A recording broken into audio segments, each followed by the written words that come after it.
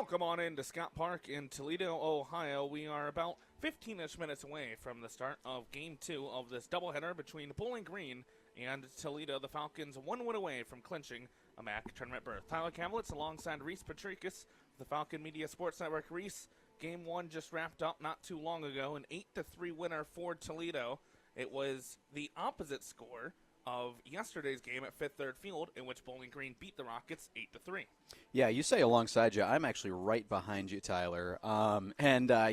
So clearly there were some hard feelings after yesterday's game, and of course the game of baseball giveth and the game of baseball take away, and we saw it giveth last night, and today for Bowling Green we see it taketh away, and they're really going to have to get some things right in order to take this second game of the doubleheader and win the series. We saw quite a few fielding mistakes by BG in that first game. They had 5 errors, which is the most errors they've had in just under 3 years. The last time they had at least 5 errors in a game was May 19th, 2022 against Northern Illinois.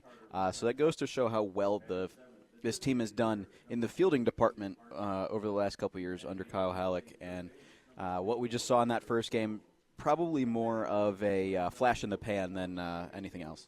Yeah, I mean, you talk about how well Halleck and the staff has done with the fielding past 2 years, setting the fielding percentage program record for single season. And like you mentioned, tough fielding game for sure, those 5 errors. They also got out-hit, doubled in that category by the Rockets, 10-5, which is also pretty similar to how Bowling Green beat Toledo yesterday at Fifth Third Field. So not only did Bowling Green's 5-game winning streak come to an end about 30 minutes ago, their 6-game winning streak over Toledo also ended. So we will have the rubber match upcoming between these two teams, and you could say a lot on the line for Bowling Green. You don't really want to wait any longer to clinch a MAC tournament berth. It's pretty much set at this point. All you need is a win or a Western Michigan loss at any point for the rest of the season. But if you were Bowling Green, you would love to clinch that against Toledo. Yeah, I mean, I feel like the sooner you can clinch your berth into the MAC tournament, the sooner you can kind of not take a load off. Obviously, you're never going to want to stop competing, especially in a conference like the Mid-American Conference. But as soon as you clinch that spot in the MAC tournament, you're able to breathe a little bit. You know, you can, you got that monkey off your back. You're able to get back in for the second year in a row, and obviously today's as good a day as any to go ahead and clinch your spot out at Crushers Park in Avon. Yeah, and then you can start worrying about seeding a little bit. You can try to make a run at that third seed if you're Bowling Green. Would be a pretty long journey up there based on where the standings are right now, but you can start focusing on that and not worrying about clinching a spot. And I want to go here in this part of the pregame to a couple of things that Kyle Halleck said over this past week when we've gotten a chance to talk to him about this Bowling Green team. One thing that I asked him after the game, too, based on something he had said earlier, is that they are still seeking their perfect game. They're still looking to put together a full 9 innings up to their level of play. I asked him yesterday at the Fifth Third Field game how he thought that game paired up to it, and he said it was a step in the right direction.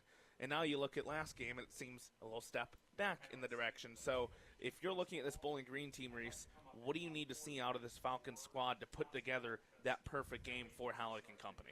Well, yeah, I think, we already touched on it, so I'm not going to touch on it a whole ton more. Obviously, you got to clean up in the error department. 5 errors certainly is not going to cut it, especially in a game with the stakes as high as this. Of course, it's rivalry series, plus in that last game you had the chance to punch your ticket into the MAC tournament.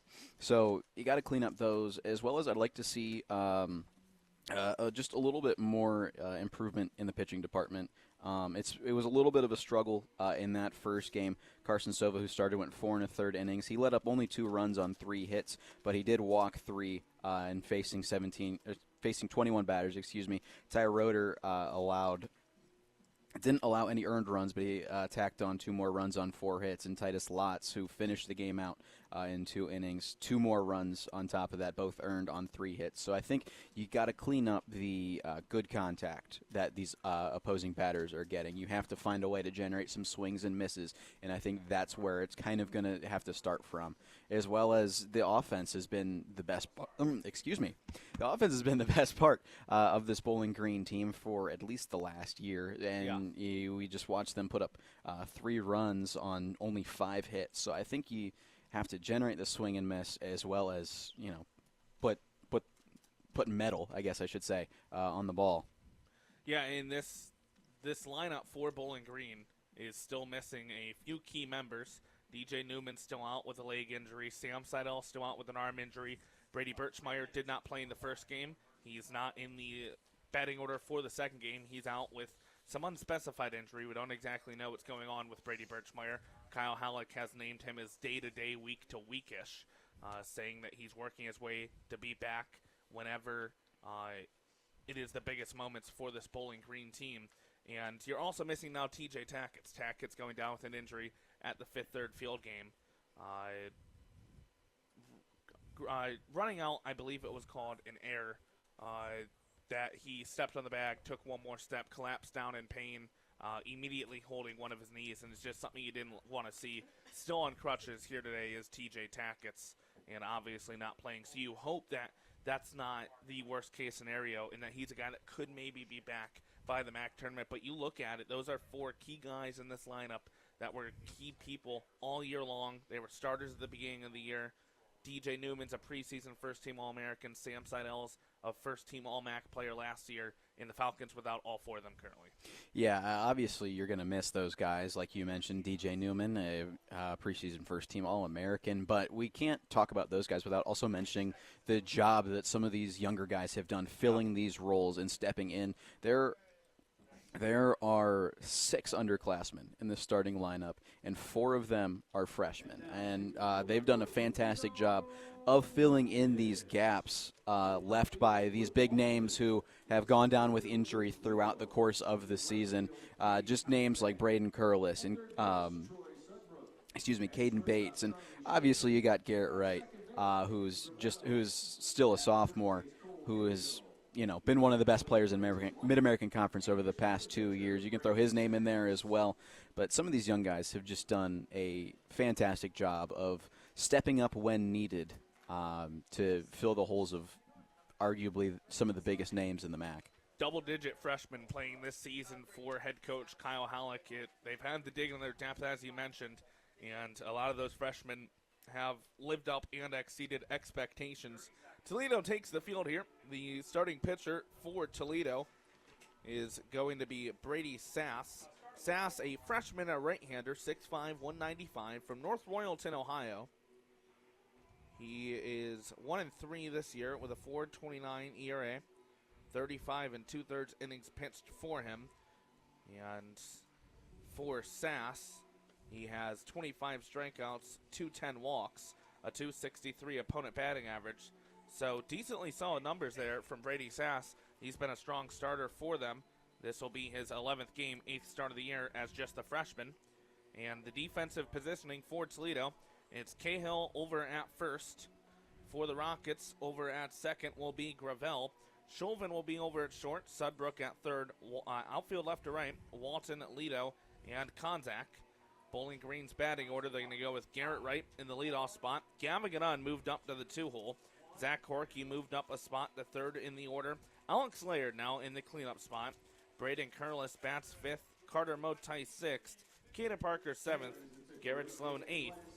And Caden Bates, the freshman, rounds things up at 9th in the order for Bowling Green. Yeah, Tyler, the thing I'm looking at the most when it comes to this Toledo starting pitcher and Brady Sass, in 35 2/3 inning work, like you mentioned, 25 strikeouts to just 10 walks. Not someone who's going to offer you a free pass. So these BG hitters have to be super, super careful at what they're choosing to swing at and what they're choosing to take. Garrett Wright steps into the box. Sass from the windup. His delivery in there for a strike. We are underway. Second game starting at 4:25 p.m. here at Scott Park in Toledo, Ohio. Garrett Wright, 1 for 4 in the first game today. Fouls this one to the back. Down the count, 0-2 early. Wright, one of the tougher strikeouts in the Mid-American Conference. He struck out just 17 times this season and 160 at-bats. The next pitch from Sass, this one driven fairly deep left center field. Going back is Walton and Lido, and it's going to be Walton, the left fielder, who makes the catch for the first out of the game. That was a really good blast he put on that ball there. Just not enough on it. Died out just in front of the warning track for the first out of the game. Brings up Gavigan on Gannon, a guy that we've seen a lot in the 3, 4, 5 spot in the order. He's moved up to the second spot here. In the fifth-third field game, it was Garrett Wright first and TJ Tackett, who, as we mentioned, went down with the injury in that contest, batting second. So the lineup shifted just a bit as the first pitch to Gannon off speed misses inside. And I think this is Kyle Halleck just trying to mix things up, get something sparked in this offense, get some energy into it. Yeah, you got your two best guys there at the top of the lineup, trying to get at least somebody on base for Zach Corky batting in the 3-hole, who, as we saw in yesterday's game with 5 ribbies, just get somebody on base for him. Gannon fouls this one off to the right side. 1-1 count on him. Sass from the windup. The big right-hander delivers in there for a strike. Gannon goes down in the count, 1-2. Gavin Gannon, batting .286 this season. His 39th game and 35th start of the year. The pitch from Sass. A swing and a miss by Gannon. That was a little halfish swing. Looked like he didn't exactly know if he wanted to go or not to the last second. Whiffs and misses. And Gannon down on strikes for the second out of the inning. And Gannon kind of carrying over what we saw from that first game. That's his second strikeout of the day. He had one in the last game, went 1 of 4 with a run scored, I should say. And Gannon came into the series with the third most strikeouts by a batter in the MAC. Brings up Zach Horkey. He's been red hot at the plate. Looks at a first pitch strike. 8-game hitting streak for Horkey. In the first game, Zach Horkey went 1 for 3. Walked 1, struck out once. Flies this one in the right field. Chasing after is Konzak. And it's going to get out of play into the Bowling Green dugout, or the Bowling Green bullpen, I should say, down that right field line. Unlike Stellar Field, the bullpen's enclosed here at Scott Park. They are not in play, or a chance for a foul ball to be caught. Count 0-2 on Zach Horkey. Horkey batting .333 this season. The next pitch to him misses outside for a ball. Horkey with double-digit runs batted in over the past 8 games. A monster 5 RBI game at Fifth Third Field yesterday. Arguably the best game of Zach Horkey's career for the junior. And Horkey swings and misses at this one. Back-to-back strikeouts by Brady Sass. And he sets the Falcons down in order in the top of the first. We go to the bottom half of the inning, still scoreless between Bowling Green and Toledo here at Scott Park on WBGU 88.1 FM.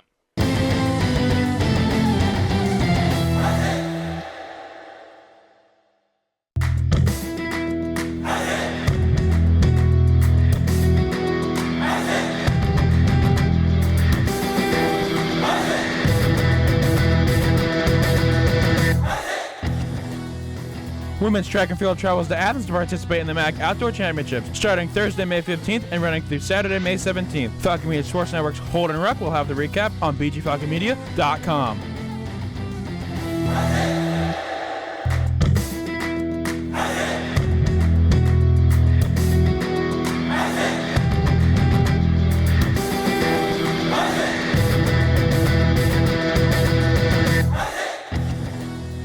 Bowling Green women's track and field heads up to Ann Arbor, Michigan to participate in the Len Paddock Open on Friday, May 9th. Check out Holden Ruck's recap of the event on bgfalconmedia.com. Back here at Scott Park in Toledo, Ohio. Brady Sass saying the Falcons down in order in the top of the first. We go to the bottom half of the inning. The Toledo Bats coming up to the plate for the first time today. The batting order for the Rockets, it's Caleb Herbert, the designated hitter, leading things off. Caden Konzak, the right fielder, bats second. Troy Sudbrook over at third, bats third.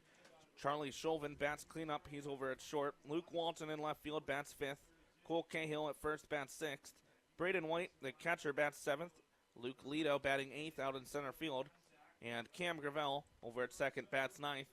Positioning on the defense for Bowling Green, it's Garrett Wright behind the plate. Gavigan over at first, Braden Curlis at second, Alex Laird at short, Garrett Sloan over at third, outfield left to right, Kana Bates, Carter Motice, and Zach Horkey.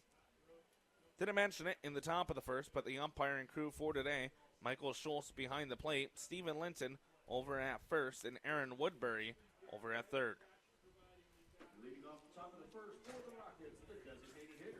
Landon Williman on the mound for Bowling Green.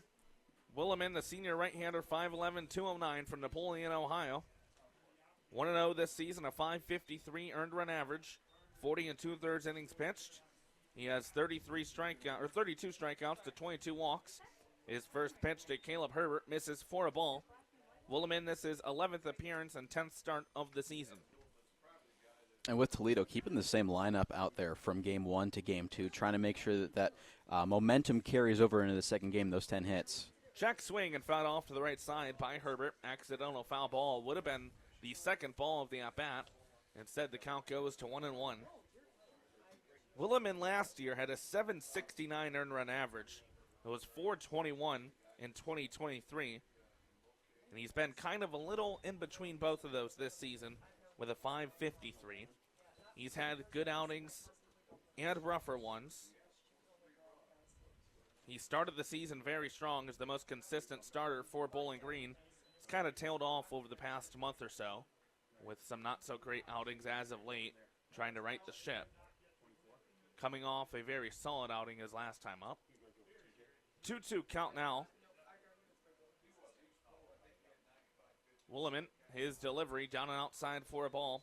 Last time Williman faced Toledo was last year. He earned the win, pitched 2 innings, gave up 3 hits and 3 runs, 2 walks to 4 strikeouts across 58 pitches.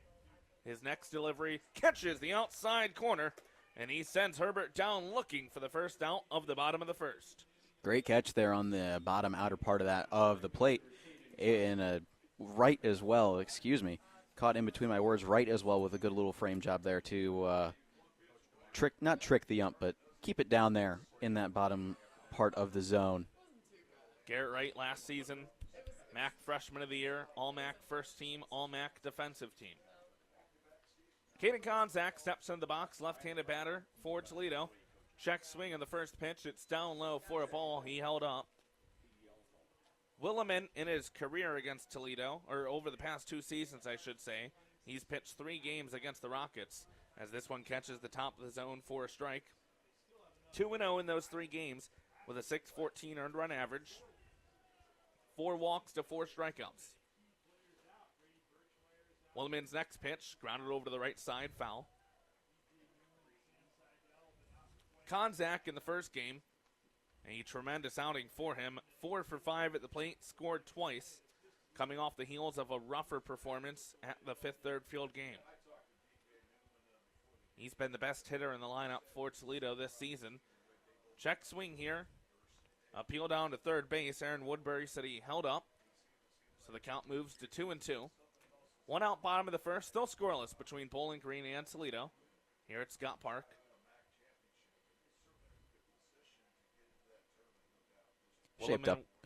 Shaped up into a relatively nice day after all that rain this morning. Definitely did, as Williman misses high and outside for a ball.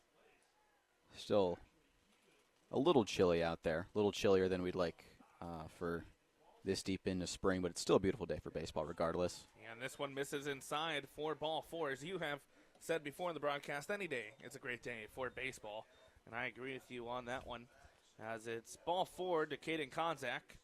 First walk of the game issued by Landon Williman. So there are a couple ways that Bowling Green can clinch a MAC tournament berth here today, as Troy Sudbrook steps into the box for the first time in this game. If the Falcons win in this game, that does it the easy way, and the control your destiny way. They would clinch a MAC tournament berth, as Williman comes set. His first pitch misses inside for a ball. They can also clinch with a Western Michigan loss. The Broncos currently up 4-2 in their game of a double, the second game of a doubleheader as well for them. That's in the top of the 8th. And an Eastern Michigan loss would also clinch it for Bowling Green. However, the Eagles up 12-3 in game 1 of a doubleheader, that in the bottom of the 8th. So the other results around the conference right now that you'd be hoping for, if you're a Bowling Green fan, not looking the greatest for the Falcons, they can do it the easy way, though, take it into their own control and win this one to clinch a berth. Yeah, the important thing is there's obviously you can get those losses from Western and Eastern Michigan, but there's no scenario where BG has to rely on somebody else to get in. at this point in time, they fully control their own destiny. 3-0 the count on Troy Sudbrook. 3 straight balls thrown in by Williman to begin the at-bat. Control not the strongest in the past couple of at-bats. After a strikeout looking to Herbert to begin things for Landon Williman. Throws in a strike there. Count moves to 3-1. Williman, the Napoleon, Ohio native, last pitched on Sunday. Went 4 2/3. Gave up 4 hits and a run. As this one fouled to the back. Williman in that game had 4 walks to 3 strikeouts and gave up 3 doubles, but only allowed that 1 run across 95 pitches. And now through 3 batters, Williman he's started out behind in the count. He's been able to find his way back in the first 2 batters. And here with Sudbrook, it's the first time where he's really lost it the whole way. Runner off for the full count. That's going to be a swing and a miss. And the throw from right goes into the back of Sudbrook.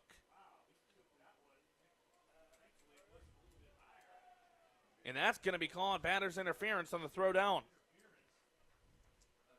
So it was a strikeout swinging by Sudbrook for the second out of the inning. Stealing second was Konzak, but he's going to be called out on the batter's interference as Sudbrook blocked the path of Garrett Wright to make a throw down from his knees. So we stay scoreless through 1. To the top of the second we go here at Scott Park on WBGU 88.1 FM.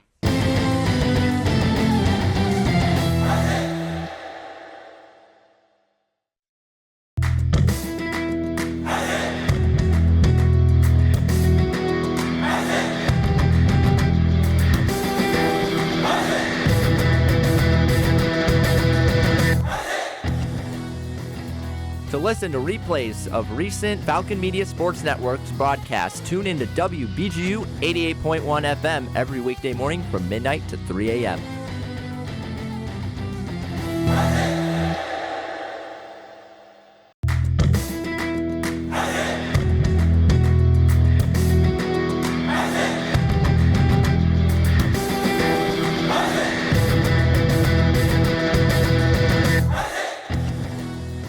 BGSU Baseball finishes off a 3-game series against Toledo on Sunday, May 4th. Join Falcon Media Sports Network, Tyler Kavlitz, and Caden Knapp on the call starting at 1 p.m. for first pitch on WBGU 88.1 FM.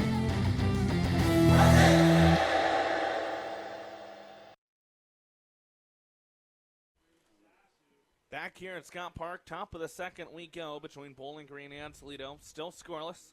Tyler Kavlitz alongside Reese Patricus from the Falcon Media Sports Network here with you for this one. The third game of the series, the rubber match between the Falcons and the Rockets. Bowling Green took the first one yesterday at Fifth Third Field, 8-3. Toledo took the first game of this doubleheader today, 8-3. Same score, just switched sides. This being a doubleheader today, they're pushing it up just to avoid any possible weather tomorrow. That could ruin the timing of everything and push that game to a later date. They're going to try to avoid that. And we get the doubleheader here on a Saturday afternoon in Northwest Ohio. Certainly better to be proactive instead of reactive, especially in this situation where if you do get rained on and you're unable to find another time afterwards. As Zach Corky lays down a bunt, it's going to go just foul down the third base line. Or apologies, that's not Horky, that's Alex Laird. Horky ended the first with a strikeout, so Laird trying to put down a bunt. We've seen that from Alex Laird quite a bit this season, as he does have good speed. Has not been caught stealing this year. You mentioned how the weather's cleared up a little bit, Reese. 53 degrees currently here in Toledo. Will continue to go down slightly in terms of temperature the rest of this game. 12-mile-per-hour winds blowing in towards the third base line, although that flag doesn't appear to be moving too much out there in left center field. Feels like 43 degrees out there on the field. Laird fouls this one to the back. Dimensions here at Scott Park, pretty straightforward. It's 330 down the right and left field lines, 370 to the gaps, and then 400 with a little bit of an elevated wall out there in straightaway center field. The 0-2 pitch from Sass, fouled off by Laird, staying alive at the plate. And I like the approach here from Laird. You start with the bunt, and then you continue to be aggressive, and you're putting the bat on pitches, but also you've got to slow off at least a little bit. Laird fouls it off once again. With Sass, he's been ahead in the count.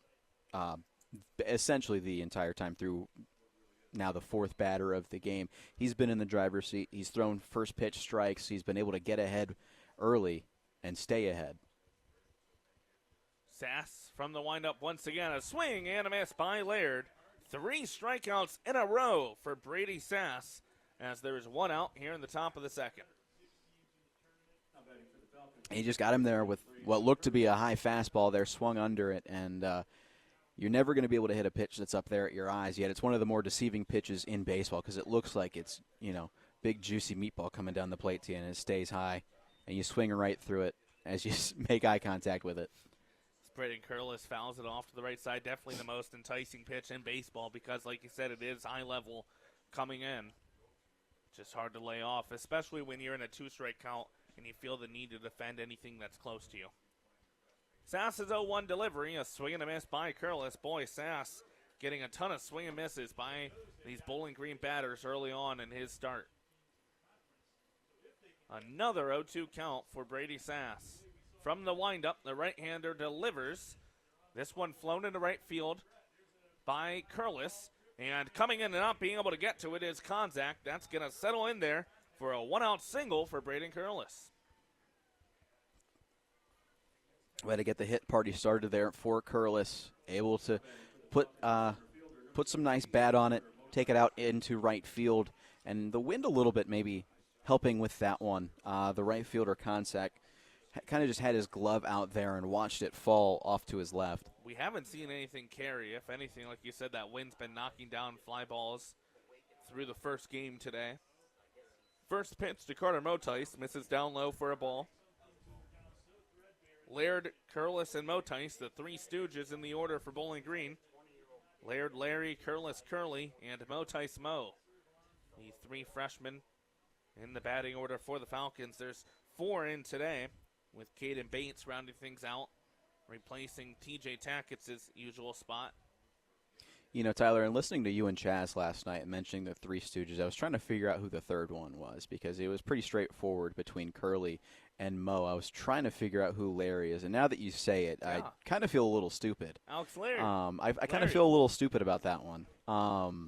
But I mean, now that you say it, what other name were you? Now that you say, I couldn't think of anyone. Now that you say it, it's obvious. The 1-1 pitch. Dribbled over to short. Shulvin flips the second for 1. The relay to first, not in time. So they get the force out on the fielder's choice in 6-4 fashion at second. Curlis is retired for the second out of the inning. And Motice beats it down the line, fielder's choice. That's an interesting part about this Scott Park. The entire infield is turf, and you can kind of see it. Of course, you can't over the radio. There's a cutoff line there where you can see the texture change. And it goes to grass, natural grass, for the outfield.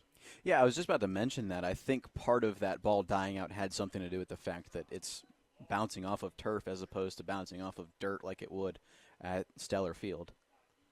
Caden Parker begins his at-bat by fouling it to the right side.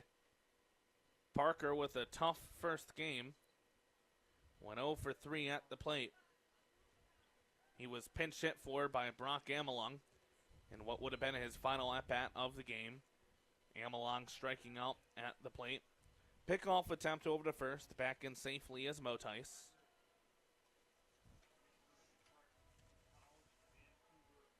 The next pitch to Parker is in there for a strike. Parker thought about going, held up. Motice this season does not have a stolen base. He's been caught stealing twice. Just one of 2 players in the starting lineup for Bowling Green without a stolen base. Him and Caden Bates. And Bates, this is just his 6th game of the season. Another pickoff attempt. This one closer, but Motice back in safely. First time we've seen the pickoff move from Brady Sass here today in this at-bat. Parker, Sloan, Bates, those bottom 3 in the order for Bowling Green. That's been key all year for the Falcons. When that bottom order can get things going, set it up for the production in the top of the lineup. As I think a belt issue over on first for Carter Motice.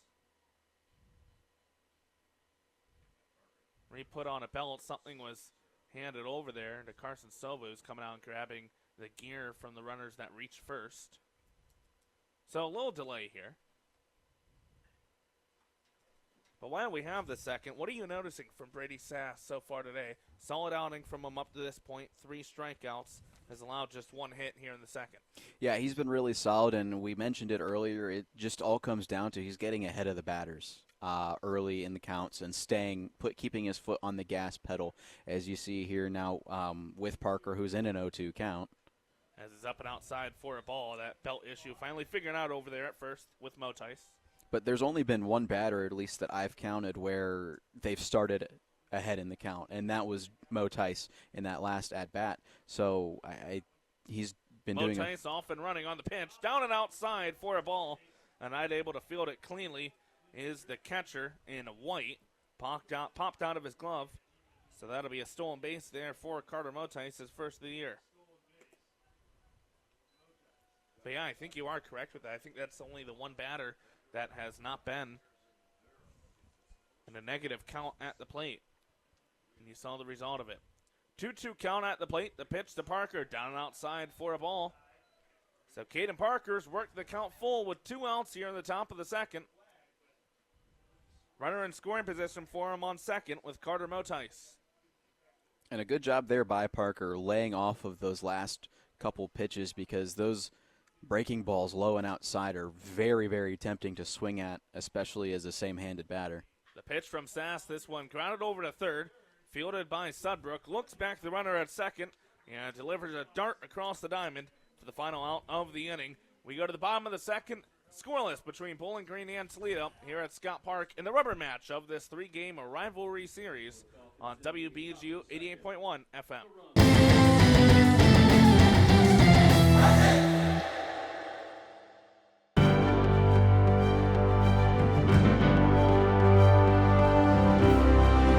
On October 26, 2024, BGSU cornerback Jordan Oladokin snagged 2 interceptions, including a pick 6 in BG's 41-26 win over rival Toledo. Falcon Media Sports Network's Reese Patricus was on the call on Falcon Radio. Minute 13 left to go. Ball picked off. Jordan Oladokin. He's got Green in front of him. Jordan Oladokin. 10, 5, touchdown Bowling Green.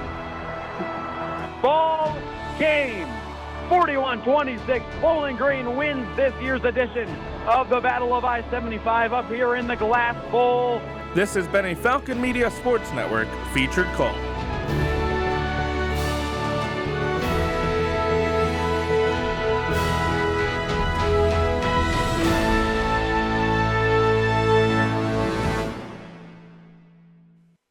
Charlie Shulvin, Luke Walton, Cole Cahill, 4, 5, 6 in the order. 2 up for Toledo here in the bottom of the second. Scoreless between these two rivals, Bowling Green and the Rockets. Tyler Cavlitz alongside Reese Patricus, the Falcon Media Sports Network. Caden Knapp back in the studios, board operating this one for us. 8-3 the result of the first game of the doubleheader in Toledo's favor. Rubber match between the two teams here. And I want to say today, but we've already had a game today. Here in the second game today. Charlie Shulvin this season batting .301. He's actually the only batter in the starting lineup for Toledo with a batting average above the 300 mark. First pitch from Mulliman, down and outside for a ball to begin the at-bat to the sophomore shortstop. Shulvin, 5 doubles, a triple, 3 home runs, and 19 runs batted in this season. The next pitch to him flies this out right side, but foul. And Shulvin went 1 of 3 in the first game with one of those runs batted in. In 3 games against Bowling Green last year, he went 6 for 11 at the plate with 2 runs batted in. As this one runs up and inside and hits him on the all-speed. Just losing control on the mound there is Williman. And that's going to be a leadoff base runner for Toledo here in the second. And we've seen it. We saw in that first inning, Williman struggling a little bit with the control, and we see it again rear its ugly head there as he comes just a little bit too far inside and plunks Shulvin to put him on first base.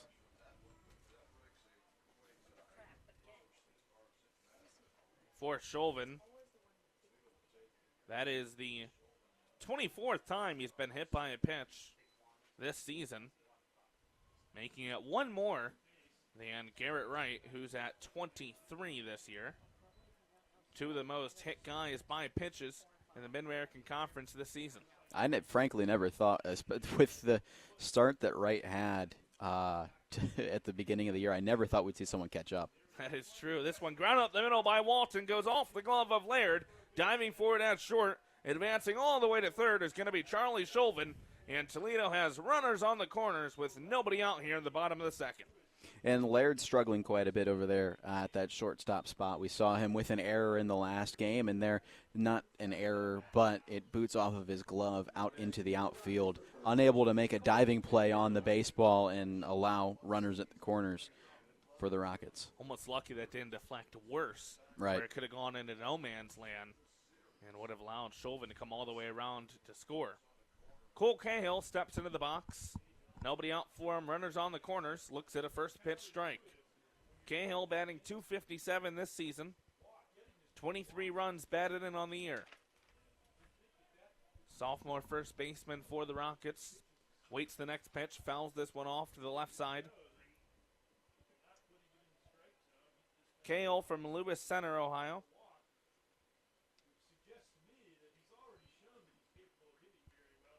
Hit just 175 last year, but that was only in 14 games and 9 starts. Pickoff attempt at first, back in safely as Walton. Luke Walton this season does not have a stolen base on one attempt. Walton stays put as the pitch misses up high by Williman. Count sitting at 1 ball, 2 strikes on Cole Cahill. Toledo looking to get on the board first. Fake steal over at first, and this one lined into right field, settling in front of Horkey. That's going to be an RBI single for Cole Cahill. And Toledo strikes first. They lead 1-0 here in the bottom of the second. Still with runners on first and second, and nobody out in the inning. Great hit there by Cahill, able just to drive it right out, fall in front of Zach Horkey out in right field, and bring in a run, put Toledo up on top early in this one, and keep those bats hot. Of course, as we mentioned, they were very hot in that first game, and now they're starting to heat back up again. 1 run, 2 hits so far, and 2 on, nobody down. 10 hits in that first game for Toledo, doubling Bowling Green's 5. Bunt shown by Braden White, the catcher, pulls it back, and the pitch misses outside by Williman for a ball. Braden White, this season, batting .235. Williman comes set, takes a look back to second, bunt shown again. He lays this one down the right side. It's going to be fielded by Gannon at first. Covering first is Curlis, the second baseman. He'll flip it to him for the first out of the inning. But both runners advance a base. Perfectly executed bunt by White. It gets Walden from second to third, and Cahill moves from first to second. And that's exactly the perfect scenario to deploy that. You get both runners into scoring position. You only face 1 out, and the double play is not in order unless there's some sort of, great catch. Yeah, unorthodox variation of the double play. So a great deployment there. Brings up Luke Lido. .212 batting average on the year. Looks at a first pitch strike. Lido 1 for 4 with a run batted in, 2 strikeouts in the first game earlier today. Center fielder for the Rockets. Next pitch to him, fouled off at the plate. Lido 18 RBIs on the season. Big strikeout guy. He struck out 53 times this season to 27 walks. That on-base percentage sitting at .343 with the strikeouts. The 0-2 pitch from Williman, just off the outside corner and a bit elevated. Count moves to 1 ball, 2 strikes. Cam Gravel, bottom of the order, awaiting on deck for Toledo. Runners on second and third, just 1 out in the inning. The Rockets lead 1-0. Swing and a miss at the plate by Lido. He goes down on strikes for the 54th time this season. And Williman notches his 3rd strikeout of the day. There's 2 outs in the inning. And Lido and Gavin Ganun both kind of keeping themselves neck and neck there in the strikeout category. Both of them now with 54 with strikeouts in this game. Some of the biggest strikeout victims in the MAC also have Garrett Wright and Charlie Shulvin, some of the biggest hit-by-pitch guys in the Mid-American Conference on these two rival squads. First pitch in the at-bat to Gravel, misses outside by Williman. We talked about how great of a job Sass was doing at getting ahead of the batters, and that's something Williman has not done a great job of in this outing so far, falling behind a lot of these Rockets batters early. The next pitch lined into right field, but drifting back and making the catch is Braden Curlis. A nice play by Curlis at second for the final out of the inning. Williman gets in trouble, 2 runners on in scoring position with nobody out, but he gets out of it. And just 1 run scored in the inning by the Rockets. We go to the top of the third, Toledo leading 1-0. We'll have the introduction of our trivia question when we come back on WBGU 88.1 FM.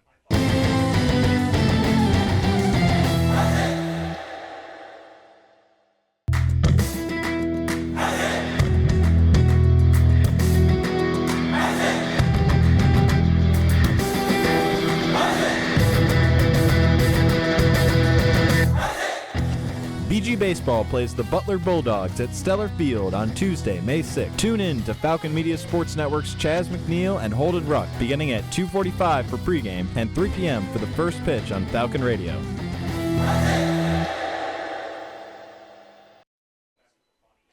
Back here on WBGU 88.1 FM, Tyler Kavlitz alongside Reese Patricus for the Falcon Media Sports Network. Reese, we've reached the top of the third, Toledo leading 1-0. Means we have the introduction of our trivia question for today. So your question today is, and Caden Knapp, feel free to guess back there in this studio, which MLB team has had the most stadiums in Major League Baseball history? These are full-time stadiums. Your options are A, the Yankees, B, the Mets, C, the Cardinals, or D, the White Sox. You have, once again, until the 5th inning, top of the 5th, to give me a final answer. But the question, which MLB franchise has had the most full-time stadiums in MLB history? Is it either A, the Yankees, B, the Mets, C, the Cardinals, or D, the White Sox? All right, so I do have a question to kind of clear some things up, and this Yeah. might be a stupid question. Okay. So are we going based off of structures, or are we going based off of names of stadiums? Structures. Okay. Yeah. Okay. If like, Jacobs Field to Progressive is Okay. the same That's stadium. okay. Yeah. All right, understood. First pitch to Garrett Sloan, a swing and a miss. So any initial thoughts, guys? That's a difficult question. I mean, it's a little fun one, though. I don't know. I feel like you can make a case for all 4 without seeing anything as another strike thrown in by Sass. I'm feeling Yankees or Cardinals. Yankees or Cardinals, okay. I have no initial thoughts Strike right now. I'm 3 kind of just. on the outside corner to Sloan. Sorry to cut you off there. That's all right. Sass gets it on the outside corner. Sloan goes down looking. 4th strikeout of the day for Brady Sass. What are you looking for, Reese? Out of those, you had Caden saying Yankees and Cardinals. Yeah, I mean, I'm kind of just running down. Like, obviously, I'm not. I will admit I'm relatively new to baseball, and just the fact that I, started really paying attention to it over COVID. As this one grounded to third by Bates. Fielded by Sudbrook. Throw across the diamond for the out. Might run out of the half inning before we can get through your thoughts on this trivia. This Toledo baseball team's trying to silence me. I'm not too sure about that. But, I haven't, I guess, had as much time as someone like you, Tyler, to truly, build my library of knowledge in regard to baseball history like I can with football. So I'm kind of just trying to, cycle through what I have up here. Well, I'll say with Caden's thoughts, Yankee Stadium, you go instantly. There's been 2 Yankee stadiums. Right. Cardinals, they've had, I think, at least 3 or 4 different Busch stadiums. There's been a few of those. So those are a couple good guesses by Caden early on. And I think it also just kind of comes down to my rationale yesterday for yesterday's trivia question about the oldest mascot was who are the older teams, right? Mm-hmm. And so I'm kind of looking at this in a similar way. I will say I didn't know the answer to this one. I didn't really think about it too much, but I didn't know the answer to this one before looking it up. as it's a 1-1 count on Garrett Wright at the plate. Looks at a ball outside. So you guys have until the top of the fifth to think about that. We'll see how you guys do. Reese trying to avoid going 0-2 on the series. Can you run through the options one more time, Tyler? I'm so sorry to cut you off there. Yankees, Mets, Cardinals, and White Sox. See, I eliminate the Mets right away because there used to be the Brooklyn Dodgers, correct? No. That's the Los Angeles Dodgers. Well, yeah, but like...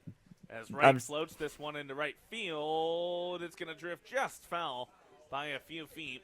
His at-bat will continue. But because... that was the Dodgers. They just went across the country. I'm not sure if Caden's microphone is like actually on broadcasting. Yeah, I'm not sure. I think it is. I think if it's not, I think it's really funny that you're just having a conversation with someone that nobody else can hear except you and I. I think it's on air. Well, we have no way of telling. My thought process is the Mets came along later because of the Brooklyn Dodgers. Okay, that's what I was saying. Rationale there. As Wright lines this into center field, fairly deep. Going back is the center fielder Toledo, and he makes the running catch to end the inning. Another 1-2-3 inning here for the Rockets as Bowling Green stays scoreless through 3 innings. We go to the bottom half of the frame. Toledo leading 1-0 here at Scott Park on WBGU 88.1 FM.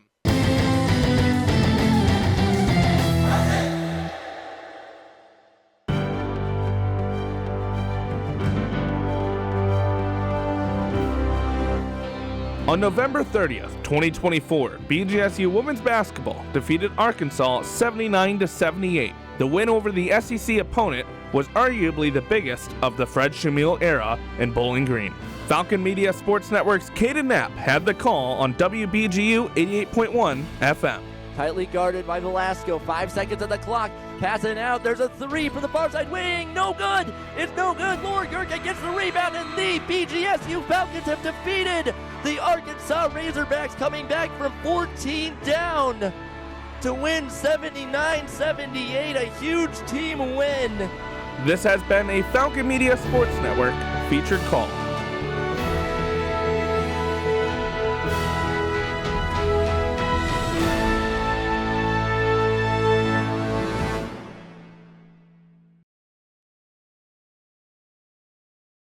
Top of the order, due up for Toledo. Caleb Herbert, Caden Kontak, and Troy Sudbrook.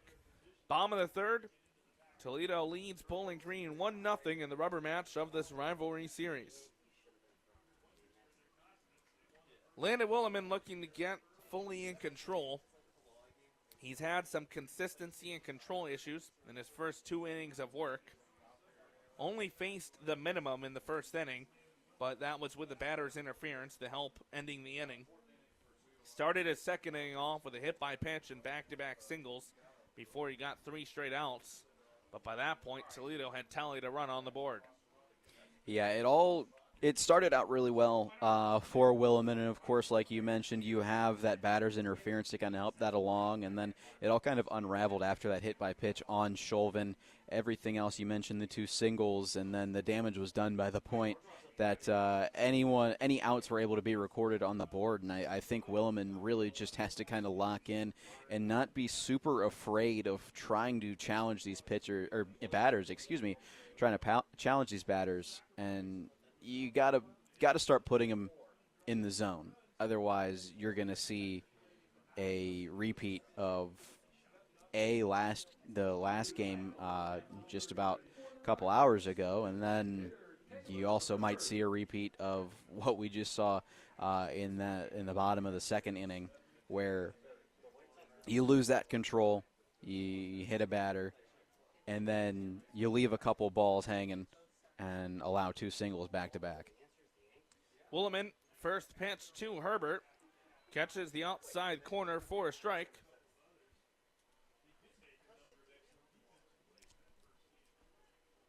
As that's a good sign for Landon Williman. Beginning at bat ahead as this one fouled to the back. Count goes to 0-2 quickly on Herbert. Herbert was a guy who was a strikeout victim. His first time up, struck out looking.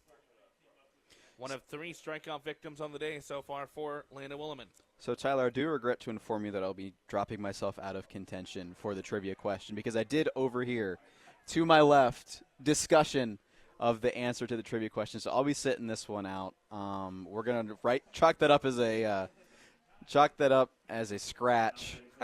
And Herbert goes down on strikes at the plate.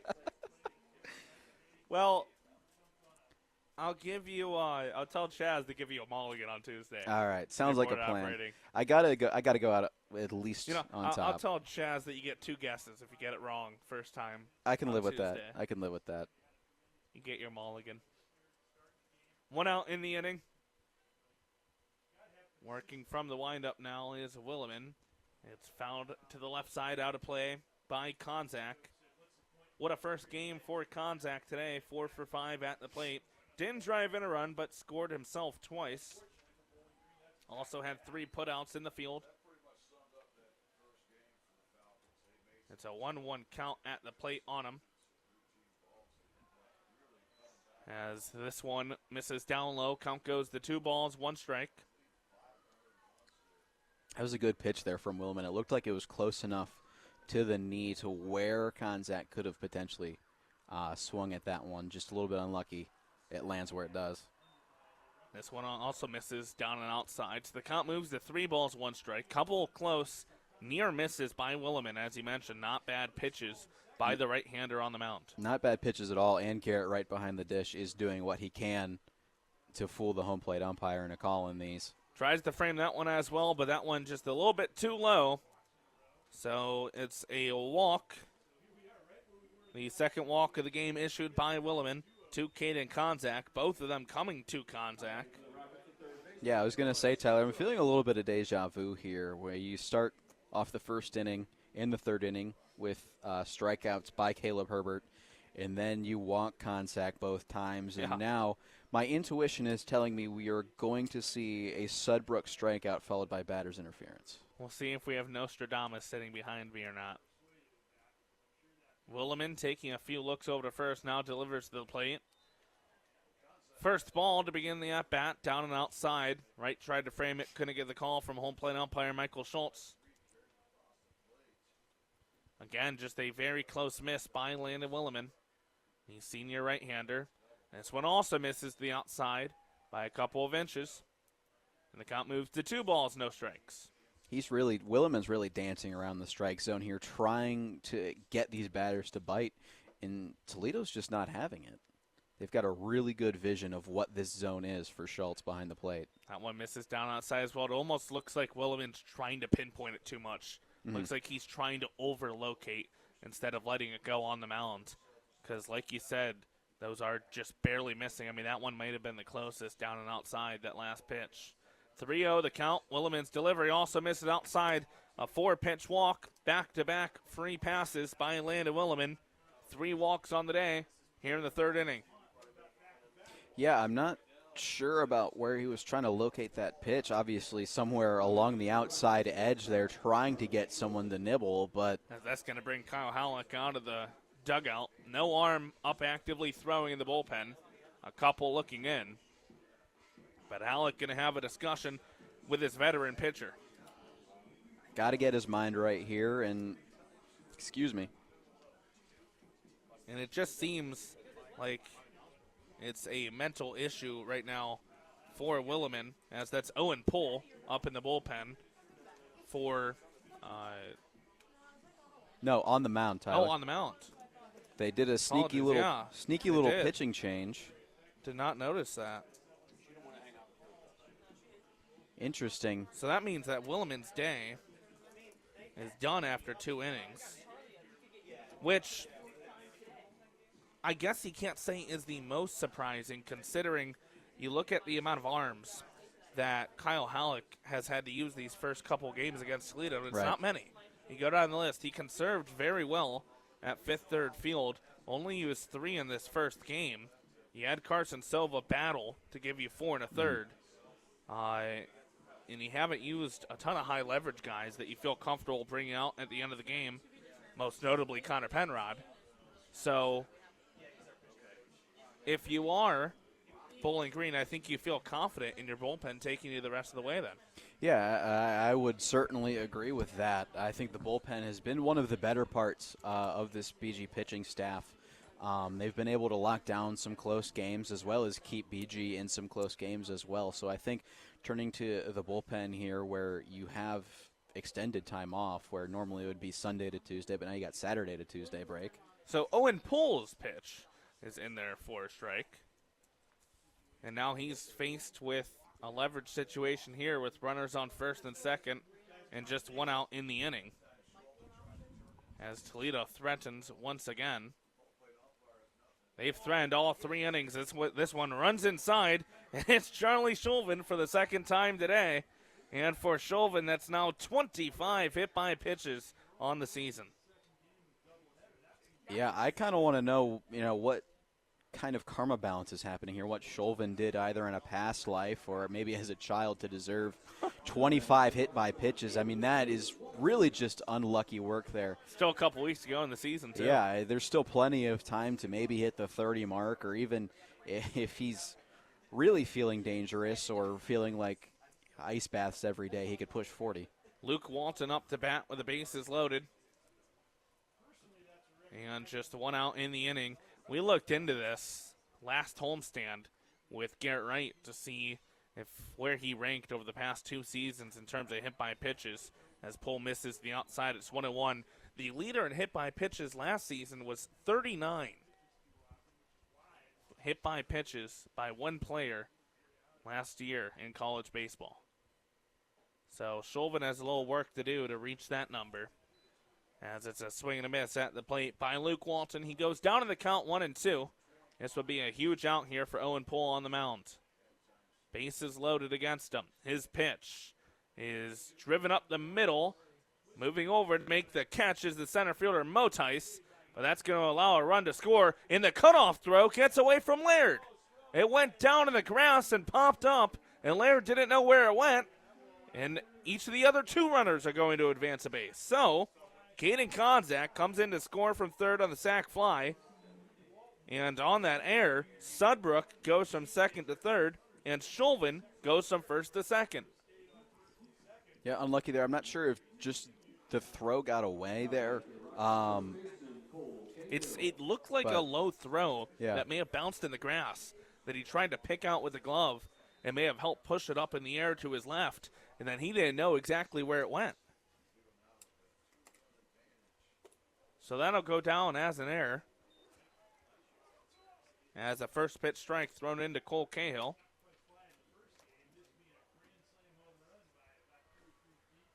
Cahill, RBI single, his first time up. Looks at another strike. Down in the count, no balls, 2 strikes. Still just 1 out. It should be 2 outs in the inning. As this one misses to the outside. There you go. 2 outs in the inning. Had the strikeout to begin the frame with Herbert. And then the fly out by Luke Walton. 2 walks and a hit by pitch in between those 2 outs. Foul ball flown out to the left side by Cahill. Looking to get another RBI on his ledger. He's up to 24 runs batted in on the year. The second most out of the bats in the order for Toledo here today. Another foul ball over to the left side. Cahill just throwing the bat at it, hoping to make contact, and he's doing a good job of it so far. I think a lot of these Toledo batters are doing a pretty good job of, at the very least, putting some bat on the ball, keeping themselves alive in these at-bats and drawing out the pitch counts of these BG pitchers. The next pitch by Poole, off speed, misses to the outside. Count moves even to 2-2. 2 outs in the inning. Runners on second and third for the Rockets. They lead 2-0 over Bowling Green in the bottom of the third. Poole's pitch fouled off to the left side, out of play. Once again, Cole Cahill just throwing the bat at the ball and making contact to fend it off and stay alive at the plate. If Cahill can reach, Braden White awaits on deck. Owen Poole comes set from the stretch on the mound. Leg kick and the delivery. Down low, and we're in a full count with 2 outs. One of the bigger pitches of the game upcoming from Owen Poole. His pitch. Swung on and grounded over to second, and it gets past a sliding Curlis into the outfield. 1 run scores. Here comes Chauvin, and it's 2 runs scoring on the play. Toledo doubles their lead up to 4-0 here in the bottom of the 3rd.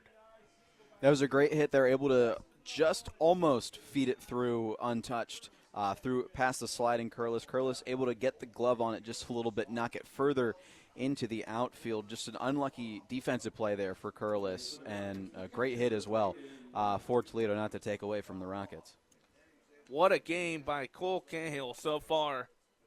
3 runs batted in for Cahill.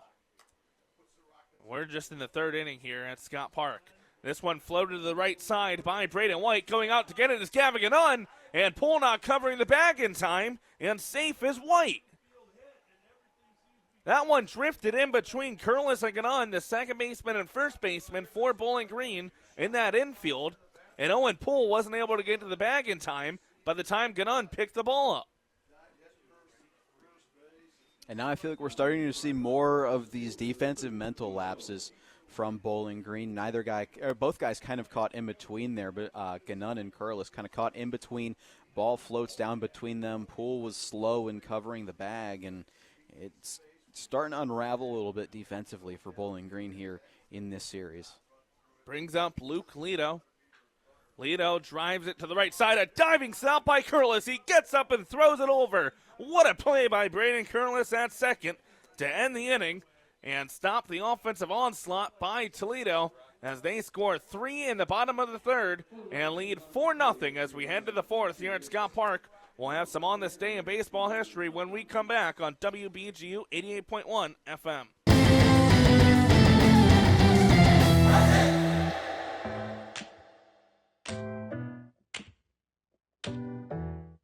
Hi, I'm Lauren Hovey on the BGSU volleyball team, and these are my Falcon 4 off-day activities. My first one would be spend time with family and friends if they're in town, because I love them. My second one would be read my book, because it's relaxing. My third one would be go get coffee, because who doesn't love coffee? And my fourth one would be go get groceries so I can make food for the week.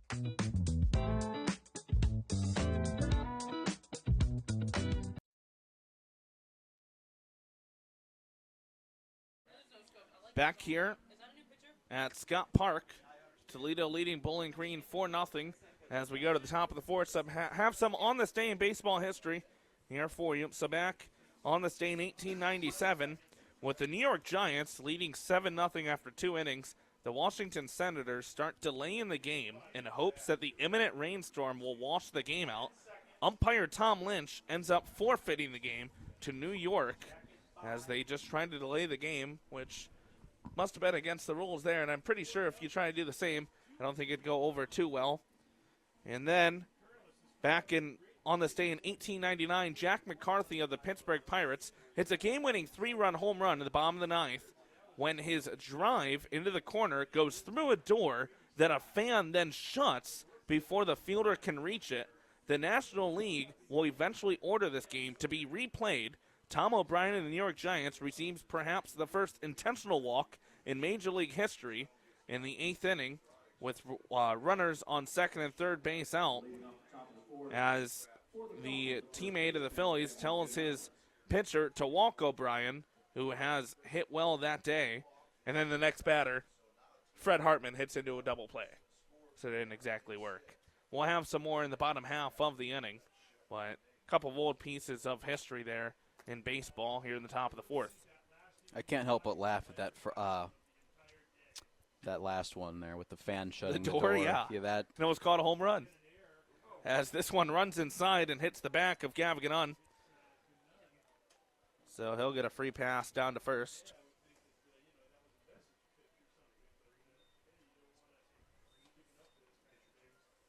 There's quite a few batters in this game wearing their pitches. Now that's the 3rd hit by pitch in this game. 2 of them on Chauvin and now 1 on Gannon. We'll see what happens next time Garrett Wright comes up to the plate. May have to go with a little armor. Don't put that in the universe. Zach Horkey up to bat. First 4 in the order for Bowling Green without a hit so far today. Garrett Wright, 2 flyouts. Gavigan a hit by pitch and a strikeout. Horkey a strikeout. Laird a strikeout. Horkey holding that bright blue bat, that teal bat. First pitch to him, a swing and a miss for a strike. Sass through 3 innings, 4 strikeouts on the day. Has not walked a batter. His first free pass coming in that last at-bat with a hit by pitch to Ganon. Ball misses inside. Count goes to 1 ball, 1 strike on Zach Horkey. Horkey coming off the phenomenal fifth third field game performance. Went 1 for 3 in the first game. Scored once. Also had a strikeout and a walk. Fouls this one over to the right side towards the softball field. That is on the same complex here in Toledo. And Tyler, to backtrack, you mentioned Zach Horkey's bright bluish teal bat. Yeah. I think that's one of the fun things about college baseball is like you get to the MLB and there's only so much you can do with a wood bat in terms of color scheme. As he chops this one over to the left side of the infield, it's going to be bobbled by Sudbrook, trying to field it coming in from third. Would have been a tough play if he was able to glove it. Unable to get to that point, though. So it'll be runners on first and second for Bowling Green with nobody out as they're threatening for the first time here in the fourth. To kind of carry off of that, I feel like, one of the fun things about college baseball, not only the sound of the metal bat. Do you like sidebar here? Do you like the sound of the metal bat I more do. than wood? Okay. Not more than wood, maybe not. Okay, but 'cause I was gonna say I don't. I like like the wood more. I will partially agree with you there because I have them around the same level in terms of just like the most beautiful sounds in the world.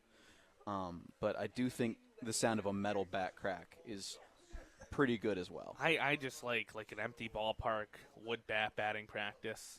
I don't think anything gets to that level. Bunt shown here by Laird as it gets behind the catcher White. It's going to be a wild pitch. Both runners will advance in scoring position. Ganon goes from second to third. Horkey from first to second. Back-to-back pitches. Laird has shown bunt. And it's a 1-1 count on him at the plate. With both runners moving up, we'll see if he shows it again here or if he's going to get the green light to swing away.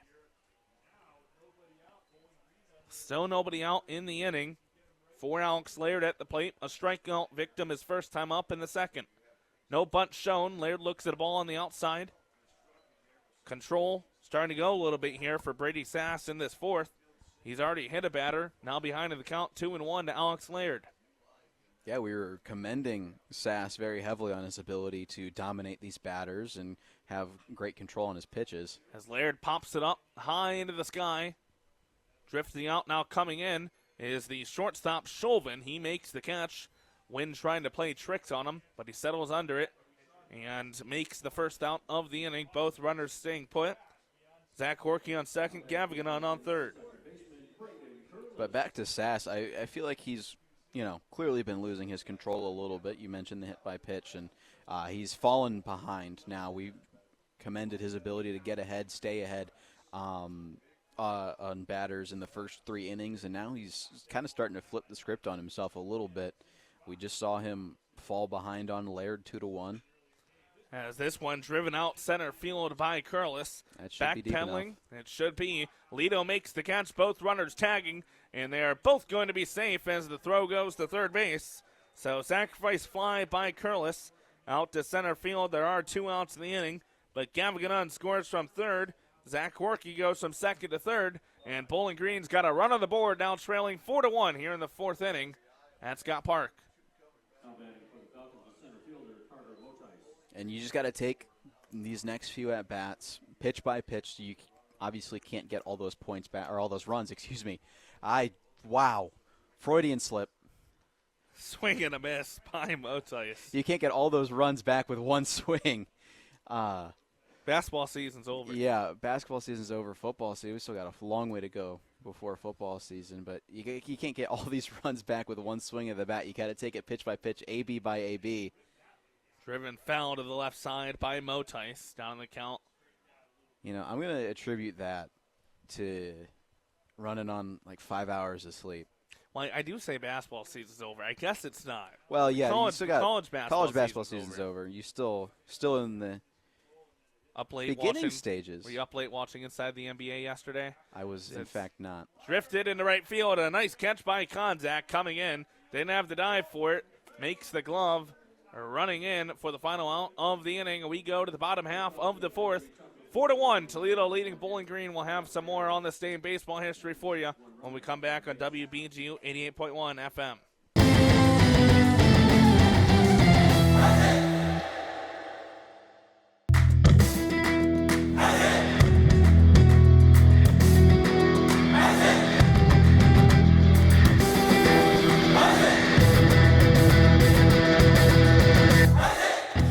BG Baseball plays their final game of the regular season against Northern Illinois on Saturday, May 17th at Stellar Field. Join Falcon Media Sports Network's Tyler Kavalitz and Chaz McNeil beginning at 12:45 for pregame and 1 p.m. for first pitch on Falcon Radio. Hey everyone, Falcon Media Sports Director Lucas Kleinmeyer here. You're listening to WBGU 88.1 FM, home of the Falcon Media Sports Network. Back here at Scott Park, home of the Toledo Rockets. Rockets leading the Falcons 4-1 in this rubber match, the Battle of I-75. Have some more on this day in baseball history here in the bottom of the fourth for you. So on this day, back in 1936, a guy by the name of Joe DiMaggio makes his major league debut for the New York Yankees, and he has 3 hits in a 14-5 victory over the St. Louis Browns. And also, in 1938, a couple years later, Lefty Grove of the Boston Red Sox defeats the Detroit Tigers 4-3, marking the start of a personal 20-game winning streak at his home field, Fenway Park. Grove, reminder, this was in 1938. This is May 3rd, 1938. Grove will not lose another game at Fenway Park until May 12th, 1941. And then finally, on this day in 1952, the Cleveland Indians set a record when they used 23 players in a regular season game against the Washington Senators, and it included the first black battery in American League history. Quincy Troop was the catcher, with pitcher Sam Jones in relief. So always cool to look back at that history across Major League Baseball. And Bowling Green going with their third pitcher of the day. Williman started it for 2 innings. Working last inning was Owen Poole. And now it'll be Nate Kress coming in relief for Owen Poole. Kress, a guy we've seen quite a bit this season for Bowling Green, as he's been one of those arms that Kyle Halleck has trusted out of the bullpen. The right-handed arm in Nate Kress. This season, he's 2-1 on the bump. He's .682 earned run average. He's thrown over 30 innings, 30 1/3 to be exact. This will be his 18th appearance and 17th out of the pen. 21 strikeouts to 19 walks. Opponents hit .314 against him. Nate Kress, the Weston, Ohio native, attended Bowling Green High School. He's a redshirt freshman, right-hander at 6'3", 200 pounds. And he's really going to have to attack the strike zone. We've seen the prior 2 pitchers have kind of danced around quite a bit. Poole was a little bit more aggressive, I would say, in terms of coming right at batters. But I think Kress really has to try his best to dot up inside the zone, because a lot of the trouble that we've seen for BG has come from either free passes in the form of walks or free passes in the form of hitting Toledo batters. So you've got to clean that up. And I think continuing to keep these arms fresh and cycle through the bullpen a little bit is going to be instrumental there, because there's going to be less arm fatigue for the guy on the bump. That is a good point there. So first batter that Nate Kress will face will be Cam Gravel, the 9-hole hitter. Then we'll go top of the order with Herbert and Konzak. First pitch to Gravel gets the outside corner for a strike. Nice frame behind the plate by Garrett Wright. The next pitch by Kress, grounded up the middle, going to be fielded by the shortstop Laird. He'll throw across the diamond for the first out of the inning. And you look at the difference between Williman and Poole, and Williman in 2 innings threw 35 pitches. He faced 9 batters, allowed a run on 2 hits with a walk as well. And then you look at Poole, who just pitched 1 inning, through 29 pitches. That's not what you want to do ideally, and you have to wonder, was the plan for Owen Poole to get multiple innings out of the bullpen? When you have 29 pitches in 1 inning, that's not the best vote of confidence for Kyle Halleck to put you out for another, because you really don't want to have a mid-inning arm switch if you don't have to. 0-2 the count. This one down in the dirt against Caleb Herbert, the leadoff batter for the Rockets. He's 0 for 2 on the day, 2 strikeouts. And I feel like as he fouls this one off the right side, and I remember you saying that you predicted the Troy Sudbrook strikeout to see if history would repeat itself. That didn't end up happening, so I can officially say you are not Nostradamus. Yeah, my crystal ball is broken, but might want to get that checked. Yeah, I'll take it to the crystal ball repair store the next off chance I get. As it's a swing and a miss by Herbert at the plate, down on strikes for the 3rd time today. A hat trick in the wrong way for Caleb Herbert. But I feel like in regard to the previous, trying to mix up previous and prior, the prior 2 pitchers we saw for BG between Williman and Poole, you got 2 out of Williman, and unless that was due to injury, I feel like, the 2 innings was kind of a plan, and you want to keep that going down the line, 2 innings, 2 innings, 2 innings, and I think, like you mentioned, those 29 pitches out of Poole kind of threw that plan off. You had the control issues from Williman, and you have to wonder maybe Halleck just knew the available arms that he had and wanted to see if he could get something better out of the bullpen than what he was getting from Williman. Williman didn't allow a ton of runs, but you just look at what he gave up. You had a walk in the first. You had a hit by pitch, 2 singles allowed in the second. It wasn't the hottest start to the day by Williman, and you have to hope that nothing happened to him injury-wise, because this team really not in a position to have another injury happen. You already have Nick Good down currently with an injury, who was the Saturday starter to begin the year. As this one down in the dirt. Count goes to 2-1. Nate Kress, a guy that started the year very solid, has trailed off a little bit as of recently. This one popped over to the left side, foul territory, chasing after it, and making the catch is the 3rd baseman, Garrett Sloan. We'll have to hold that thought on Nate Kress, as that's the end of the inning. He works a 1-2-3 inning out of the bullpen in the 4th. We go to the top of the 5th. We'll have the reveal of the trivia question Reese Patricus is ineligible for when we come back on WBGU 88.1 FM.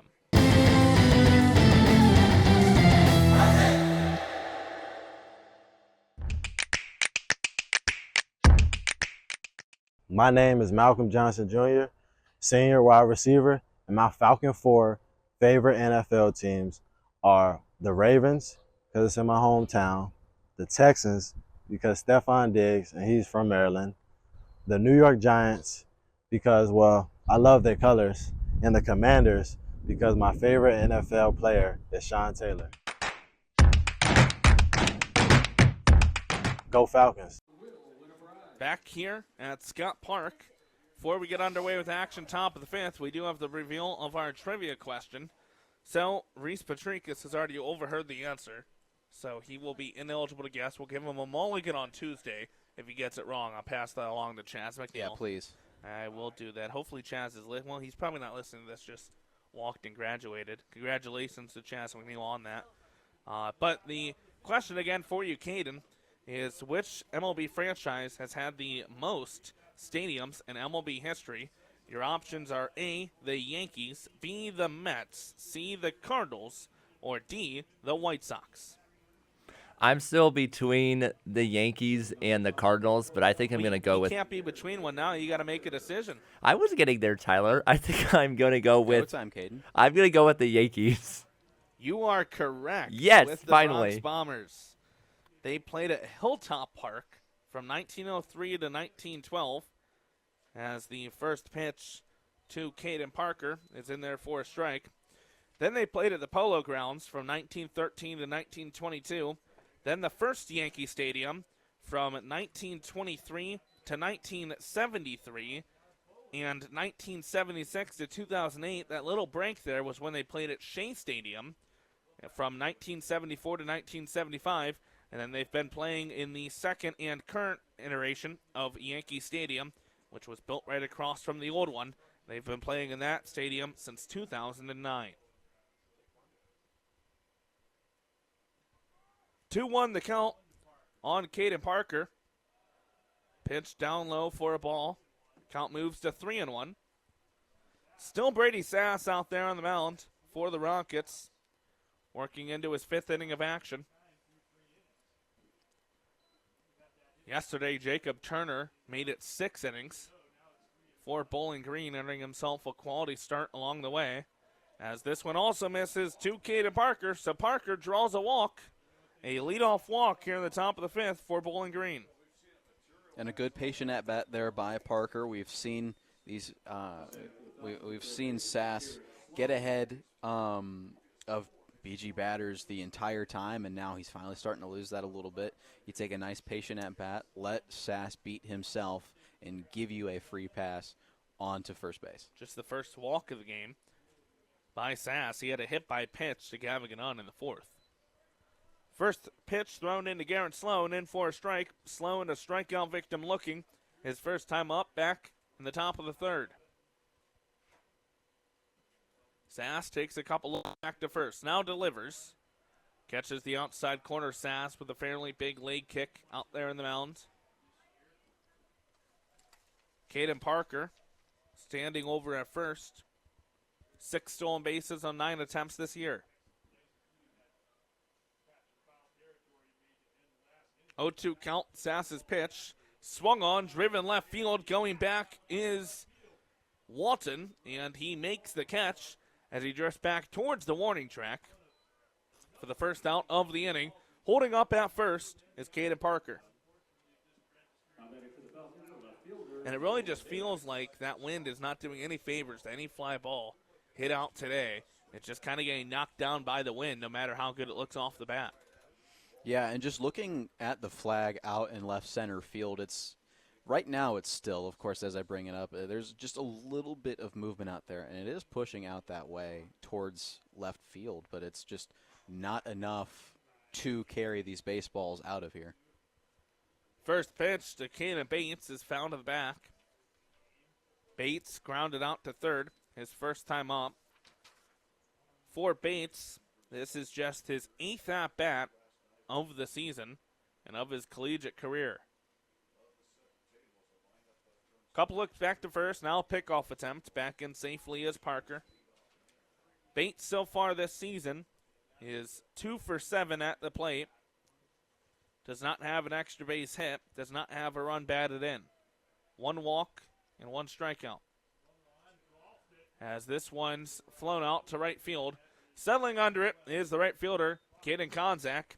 And he makes the catch for the second out of the inning. So Bowling Green got the leadoff base runner here in the top of the 5th, courtesy of a walk to Caden Parker.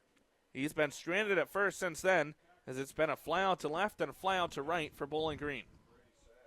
Yeah, after that walk, it's just been a bit of a struggle, and really the entire time it's been a bit of a struggle for Bowling Green. Only 2 hits so far through the first 4 innings, and it's just been an uphill battle trying to get guys on the base paths.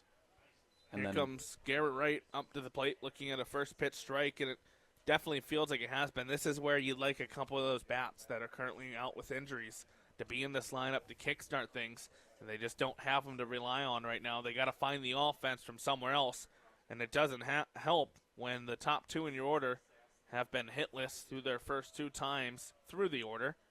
Garrett Wright, who's even at the count 1-1, has flown out twice. Gavigan has struck out and been hit by a pitch. Zach Corky's only 1 for 2, while Alex Laird's 0 for 2. So just 1 hit out of 8 plate appearances for your top 4 batters in the starting lineup. Not a recipe for success for Bowling Green. Yeah, this is that situation. Obviously, you're not in the right part of the lineup. As Wright dribbles this over the left side, sliding stop made by Shulvin at short. The throw across the diamond, got him! What a play by Shulvin at short! He slid to his right, stood up, and threw a dart across the diamond with a tremendous pick by Cahill to get right in time. And that's how the inning ends. Bowling Green strands their third base runner of the day, and Toledo takes a 4-1 lead in the bottom of the fifth here at Scott Park on WBGU 88.1 FM.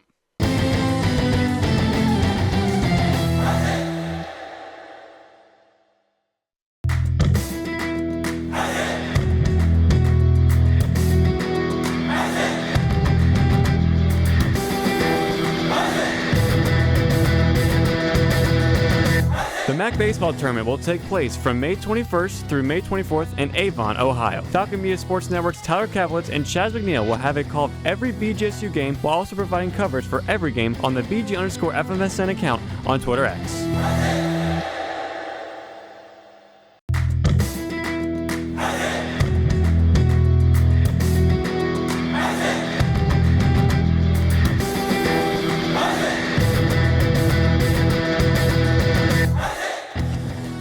BGSU Baseball returns home to host Notre Dame at Stellar Field on Sunday, May 11th. Falcon Media Sports Network's Tyler Kaplitz and Chaz McNeil will call the game beginning at 2:45 for pregame and 3 p.m. for first pitch on Falcon Radio.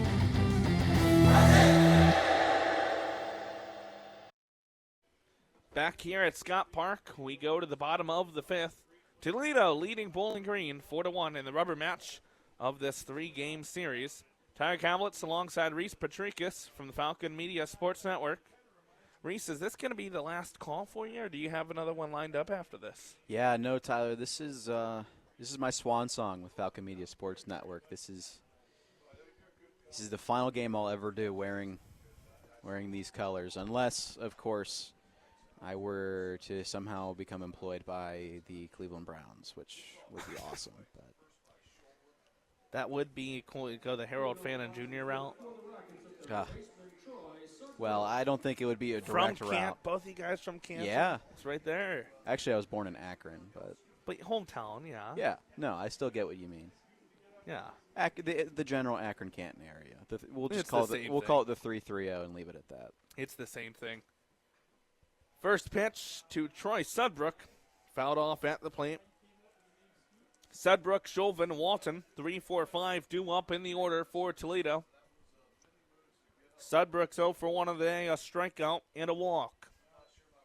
And Nate Kress still out on the mound. This one runs inside, and it's going to hit Sudbrook, and just control has not been a friend of Bowling Green pitchers here today. That's now the third Toledo batter that has been hit by a pitch. And you know who's up next? Charlie Shulvin. He's already been nailed twice today. He's been nailed 25 times this season. Well, I think Shulvin is hoping that hit by pitch on Sudbrook was Kress getting it out of his system there, and he's safe from any further. Based on how Shulvin stands in the box, that back foot on the chalk on the inside line, he crowds that plate. I don't think he'd worry about it, as this one's golfed into left center field. That's going to be a single for Shulvin, his first hit of the day. He didn't have a chance the past 2 plate appearances because he was hit by a pitch, but he gets a single there, and it's runners on first and second for Toledo with nobody out in the fifth, threatening once again with a 4-1 advantage. Yeah, it's impossible to get hit by a pitch when you put the ball in play on the very first pitch you see, and Shulvin did right there, taking one out into left center field, right into the gap in between the left and center fielder. There's one way. You don't see it often, though, where if you dribble it at the plate, hits you out of the box, and you're out. That is a very rare one. You maybe see that once a year nowadays. If even. Yeah, if even. I think I can recall one time. I can't tell you when it was, but I remember seeing it somewhere in Major League Baseball this year. And then I guess it could also be you hit it far enough to where it's extra bases, and you're caught in between bases and the throw back in. It could. So I guess that's a little more likely than the dribbler method, but a little pickle situation. Yeah, you get my point. You get the point I was trying to make. 2-0 count on Luke Walton. Walden 1 for 2 on the day. Sack fly last time up to drive in a run, as this one fouled down left field line. Count moves to 2-1 on him. On deck is Cole Cahill. He has 3 runs batted in on 2 singles so far today. You'd love to get an out before he comes up. You don't want to face him with the bases loaded.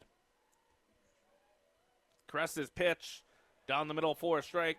Count moves to 2-2.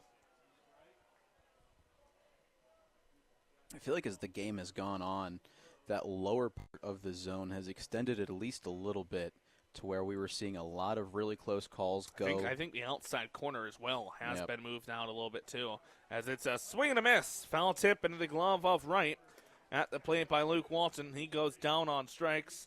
Second strikeout of the day for Nate Kress. And overall, the 6th strikeout of the game for Bowling Green pitchers.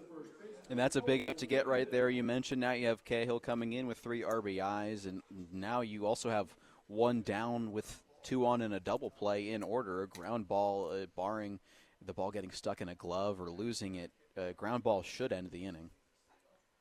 First pitch off the plate to the outside to the left-handed batting Cole Cahill. Bottom half of the order for Toledo loaded with left-handed bats. The order overall loaded. Konzak and Sudbrook 2 and 3 left-handers. Walton and Cahill 5 and 6 lefty bats. As the next pitch to Cahill is down and inside for a ball. 2-0 to start his at-bat. Braden White is a right-handed batter, breaking it up before you get 2 more left-handers, and Luke Lido and Cam Gravel. So you do some quick math. 6 out of the 9 bats in the Toledo lineup, left-handed batters. This one driven into left center field over a jumping Laird by Cahill. 1 run's going to score. Outfielder's not able to field it cleanly, and that's all that's going to score, but it's an RBI double for Cole Cahill. Give him 4 RBIs on the day through his first 3 plate appearances. And it's a 5-1 Toledo lead in the bottom of the 5th. That was incredible placement there on that hit by Cahill. You saw Laird jump as high as he possibly could. He looked like the Air Jordan logo out there at shortstop, trying to make a play on that ball, and it was just high enough to where it just barely got over the top of Laird's glove there, out into the outfield, and enough to score 1 rocket. So it's going to be a 3rd single of the day for Cahill, and it'll be a rolled in air out there in the outfield, as it wasn't fielded cleanly. So 3 for 3, 4 RBIs for Cole Cahill. It's a 5-1 Toledo lead. There's runners on 2nd and 3rd with just 1 out in the inning, and Braden White coming to the plate. Bunt shown by White, pops it up. Wright tries to dive for it behind the plate, just out of his reach. What an amazing play that would have been for Garrett Wright. That would have been a great heads-up play by Wright. He dove just at the last second trying to make a play on that baseball. Way to keep his eyes on the ball. They're just not long enough to secure that one. Garrett Wright, about as good as a defensive catcher as you're going to find. Nearly made the incredible play on the popped-up bunt behind the plate. And are we going to have something here with Garrett Wright, possibly? His wrist may have gotten trapped under him when he went to dive for that. Home plate umpire Michael Schultz calling the trainer and Halleck out of the dugout. I think Wright's as reluctant as you're going to find for somebody to be checked out. He's just going to walk back to home plate. He just wants to get going again. Yeah. Schultz checking on him. He'll take a few pitches, but I don't think Garrett Wright's coming out of this game. I don't think so either, and those are the kind of guys that you love to have in your locker room and on your team, those real gamers who it will take them, doing something severe to take them out of a ball game. And so Garrett Wright catches one pitch at home plate, and then Kyle Halleck just walks back to the dugout. So Garrett Wright will stay in the game. He did not want to get checked out there. That was Michael Schultz calling him in from the dugout. It's a swing and a miss at the plate. Right, nice stop behind the dish. And the count's now 0-2 on Braden White at the plate. White, 1 for 2 on the day. A ground out the first, then a single. Two runners in scoring position for him here. With just one out, he flies this one out left center field fairly deep. Settling under it is the center fielder, Motice. He makes the catch. Throw into the cutoff man, Laird, and there's not going to be a relay home. It's a sac fly for Braden White. Drives in another run, and it's a 6-1 Toledo lead here in the bottom of the fifth. They've put up a 2-spot in this inning. Yeah, the momentum from game one has truly, you could have kind of called it there, especially after that third inning where Toledo put up a 3-spot, but I think now you can officially call it and say that this momentum in Toledo's offense has really carried over from game one into game two. They've got 6 runs on 6 hits compared to BG's 1 run on 2 hits, and they've done a really good job of putting the ball in play, and that's how they're scoring all these runs. It hasn't been by really anything major. It's all been on sac flies and base hits. They haven't done anything more than just bringing guys around base by base. 0-1 the count on Luke Lido as this one fouled off to the right side. And the count goes to 0-2. 2 outs in the inning now. Chance for Nate Kress and Bowling Green to get out of it, get the bats up going, and see if they can spark some offense. They need 1 strike before they can reach that. The 0-2 pitch from Kress. Got him looking. Nate Kress locks up Luke Lido. Second strikeout of the day for Lido in the 3rd out of the inning. But Toledo strikes for 2 more in the bottom of the 5th. We go to the 6th inning. The Rockets leading the Falcons 6-1 here at Scott Park on WBGU 88.1 FM.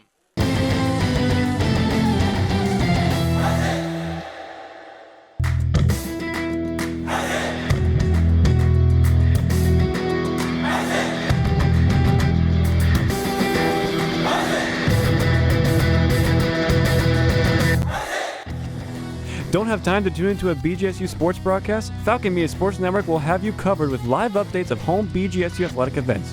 To follow along, head over to @BG_FMSN on Twitter X.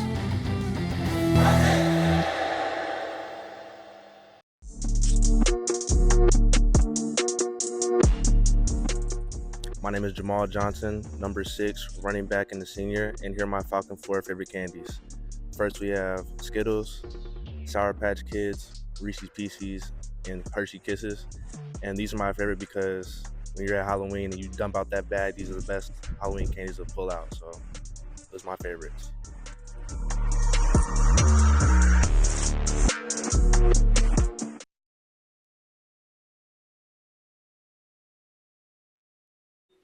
Back here at Scott Park, Bowling Green trailing Toledo 6-1 as we go to the top of the 6th inning.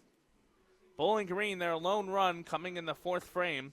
Toledo scored 1 in the 2nd, 3 in the 3rd, and 2 in the 5th. For Bowling Green, it'll be 2, 3, 4, 2 up in the order. Gavin Gannon, Zach Corky, and Alex Laird. Reese, if Bowling Green's going to get anything going, it's going to be this part of the lineup that's going to kickstart it. Yeah, it's going to have to be. You've got Gannon, who you've called back to this. I can't even count how many times you've called back to this. You've got Gavin Gannon in the box, who Kyle Halleck has continuously referred to as one of the strongest guys on the team. The strongest. The strongest guy on the team. Thank you. If you are going to get a rally started, it's going to have to come from this guy's bat. He has a strikeout and a hit by pitch on the day. Hasn't done much with the bat so far in this game. First game on the day, he went 1 for 4 with a run scored and a strikeout. He drives this one center field. Got under it, though. Lido's going to settle under it and to make the catch for the first out of the inning. A 1 up, 1 down here in the 6th. Yeah, it sounded good off the bat, but like you said, just got a little bit too far underneath it, drove it more up than he did out, and it fell right into the glove of the man patrolling center field. Still Brady Sass out there on the mound for the Rockets, as he has been solid for Toledo. His first pitch to Horkey, fouled off to the left side. Horkey 1 for 2 in the day, a single last time up after he struck out in the first. 4 strikeouts on the day for Sass, but he hasn't struck out anyone since the 3rd. Counts 1-1 at the plate, 1 out in the inning. Bowling Green just 2 hits today. They also have 2 errors, being out hit by Toledo 6-2. As that one in there for a strike by Sass. What a just rough defensive day for Bowling Green across these 2 games. Yeah. Across now 14 innings, 7 errors for the Falcons. As it's a swing and a miss at the plate by Zach Corky. He's down on strikes for the 2nd out of the inning. 2nd strikeout of the game for number 34. Yeah, it really hasn't been pretty defensively for Bowling Green, and also hasn't been pretty on the offensive end as well for the Falcons. 3 runs put up in game number 1, and now only 1 run put up and 2 hits through 5 innings. As Laird looks at a first pitch strike on the outside corner. Alex Laird, tough day at the plate, 1 for 4 in the first game, 0 for 2 so far here today. Came into the series with a .300 batting average. It's dipped down quite a bit, nearly 20 points for Laird over these 3 games. Laird, not a ton of playing time early in the season, got his way back into the starting lineup when Sam Seidel went out with the injury, worked his way into the batting order because of that in a spot on the infield. We had seen him primarily at third base. He's been shifted over the past couple of games to shortstop. Fouls that one off to the right side, and the count moves to 1-2 with 2 outs in the inning on Alex Laird. Brady Sass from the windup. The big leg kick and the delivery fouled off to the back by Laird. Count stays at 1-2. We'll do it again. And I feel like with Sass on the mound, it's been back and forth between dominating and then letting the batters dominate him. But now I think we're back into kind of like a no man's land where Sass isn't necessarily dominating the batters. He's leaving that door open. Yeah. Just creaked open. But he's giving pitches to these guys that they think they can take, and they just end up fouling it off and digging themselves into holes and falling behind in the count. Sass, though, giving a little bit of an opening here to Alex Laird. 2 straight balls down and outside. Count full with 2 outs. Sass looks in. Deep breath, the windup, the leg kick, the delivery, and it's a swing and a miss by Laird. Down on strikes for the 2nd time today. 6 strikeouts for Brady Sass through 6 innings. And we go to the bottom half of the frame. Toledo leading 6-1 over Bowling Green on WBGU 88.1 FM.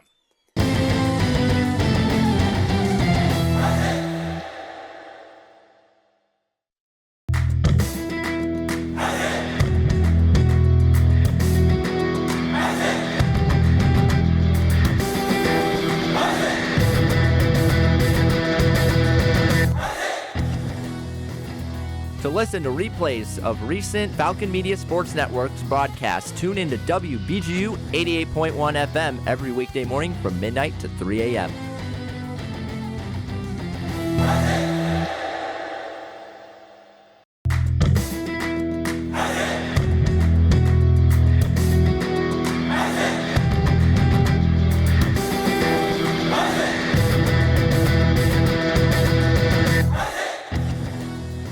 On Saturday, May 3rd, BGSU softball battles Robert Morris in a doubleheader. Game 1 is slated for 1 p.m. Catch Ben Korak and Henry Costco on the call on Falcon Radio.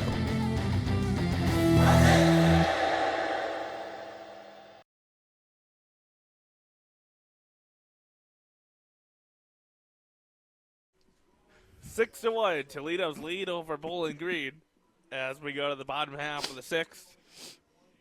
Here in Toledo, Ohio, as there is a new pitcher on the mound. Or, no, apologies, no, that is still Nate Kress. My bad there. Getting a little insane here at this point. As Nate Kress still on the mound for Bowling Green, it'll be his 3rd inning of work. He gave up 2 runs last inning to this Rockets team that is red hot at the plate. I think what you said earlier in the game is true. I think they took that 8-3 loss at Fifth Third Field pretty personally, wanted to get some revenge on this Bowling Green team who had won 6 straight games against the Rockets. Toledo won the first game here today in a doubleheader 8-3, and they're now leading 6-1 in this second game. And I feel like it's very scarily becoming a trend with Bowling Green in these MAC series where they pick up a win in the first game. Yeah. And then through the second and third games, the wheels kind of fall off a little bit, where it feels like they're kind of putting all of their eggs into the game one basket. I think you might be onto something there, because that has seemed to be a little bit of a recent trend with this Falcons team, like you're saying.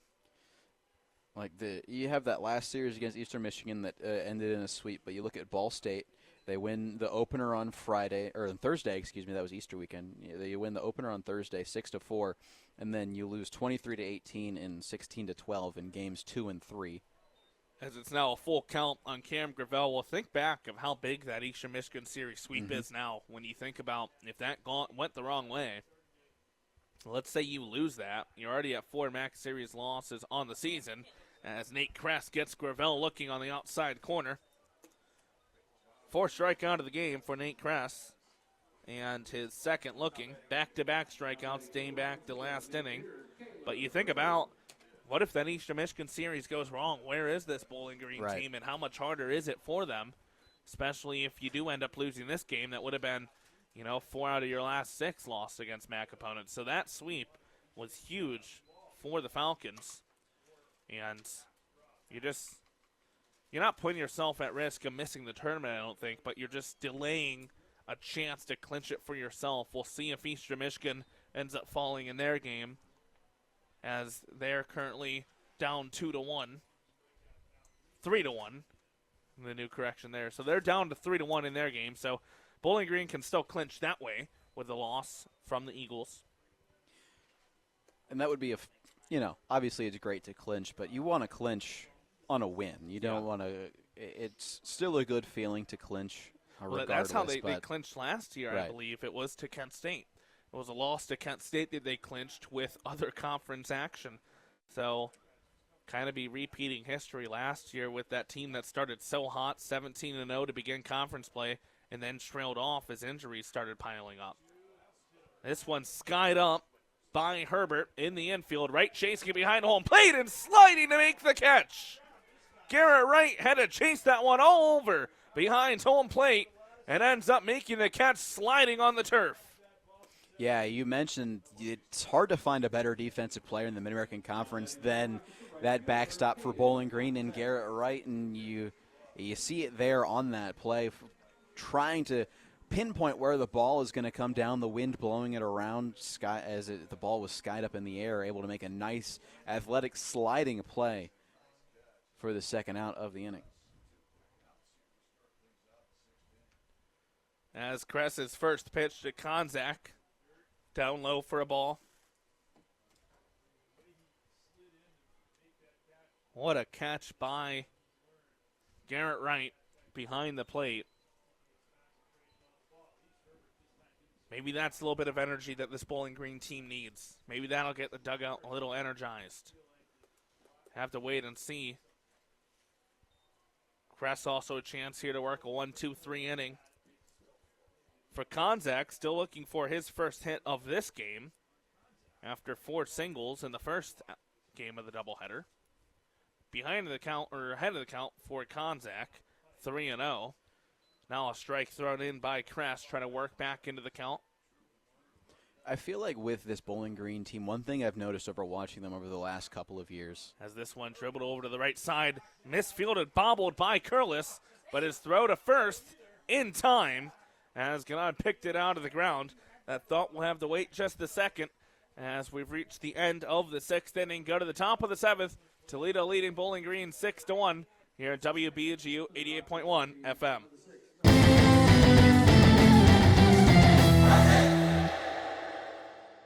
Hey everyone, Falcon Media Sports Director Lucas Kleinmeyer here. You're listening to WBGU 88.1 FM, home of the Falcon Media Sports Network.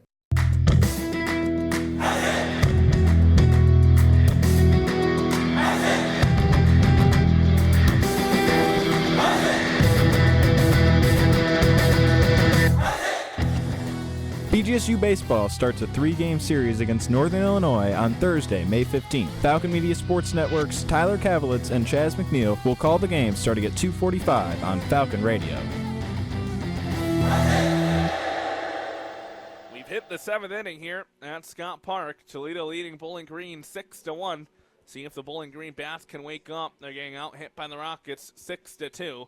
Tyler Kavelitz alongside Reese Patricus on the Falcon Media Sports Network. Reese, you were going on a thought over something that you had seen recently before. It was a 1-2-3 inning worked by Nate Kress. Yeah, so I lost my train of thought. I'm lying.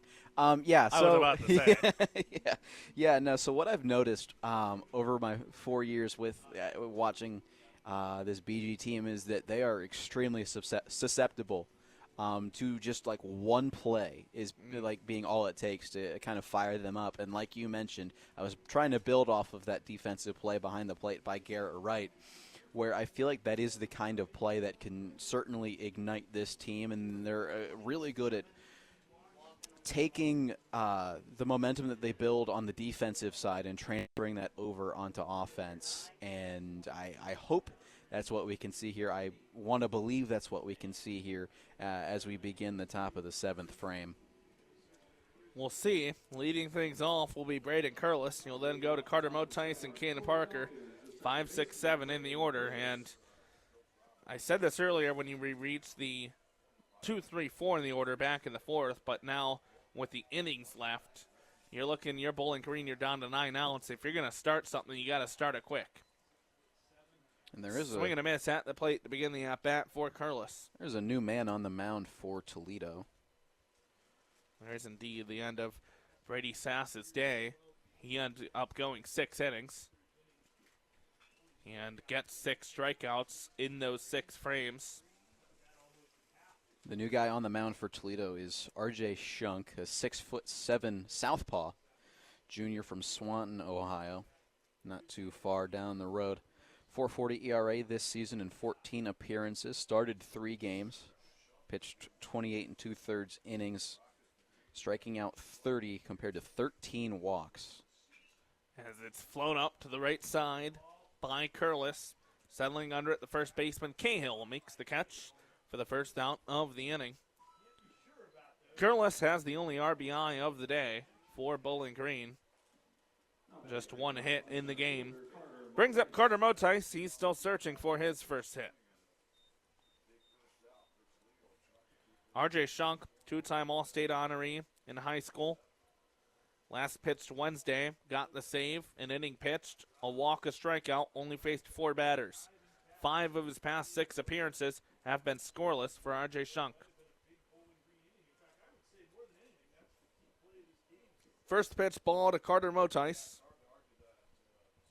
One of 4 freshmen in the batting order today for Kyle Halleck and company. Swing and a miss by Motice. Wanted all of that one. Lefty-lefty matchup at the plate. Actually, the only left-handed batter in the order today is Motice.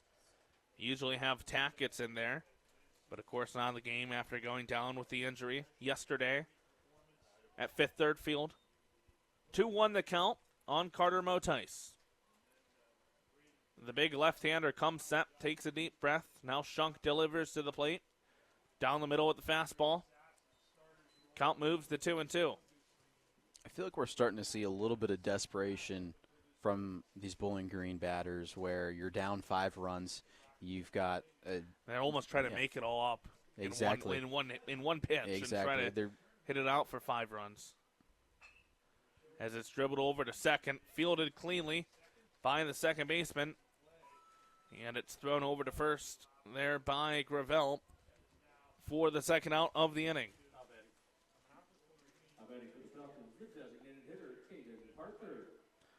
Brings up Caden Parker. Parker 0 for 1 on the day. A ground out to third and a walk.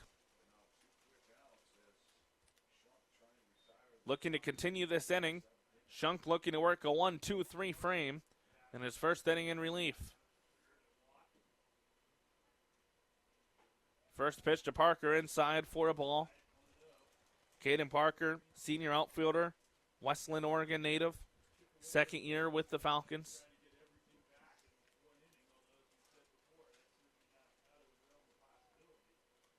Deep breath by Shunk on the mound. The left-hander delivers. A little bit of a half swing there by Parker. It's in for a strike regardless. Count moves to 1 ball, 1 strike. If Parker can get on, Garrett Sloan, the 8-hole hitter and third baseman, awaits on deck.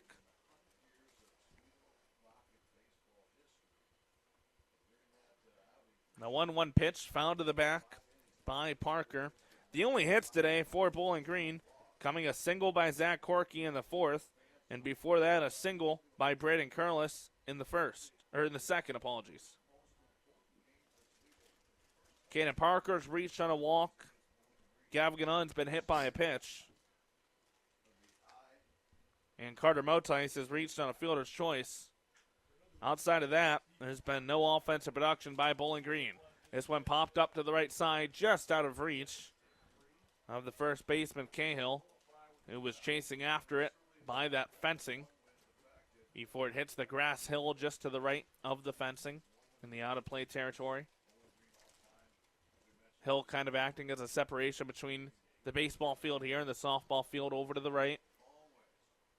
Some stands out there in center field behind the American flag for the softball park. I also feel like that hill a little bit kind of in a dangerous spot because you do have patrons up there on the hill who are facing away from the baseball diamond, but you also have patrons who are out there facing away from the softball field. Now that you mentioned that, there really isn't much protection for them over there. There's no MLB fencing or netting there. I noticed earlier on another foul ball, I believe it was in the Toledo half of the 6th, there was a foul ball that was hit out that way that I think bounced into someone sitting over there watching the softball game. Definitely dangerous there. You got to keep your head on a swivel. Full count now at the plate on Caden Parker. Had a fastball that was over the head of White a few pitches ago that went to the backstop. Nobody on the base pass to capitalize, though. 2 outs, 6-1 Toledo lead in the top of the 7th. The pitch from Shunk up high for ball 4. So Bowling Green with a 2-out base runner, a little bit of life here in the 7th inning.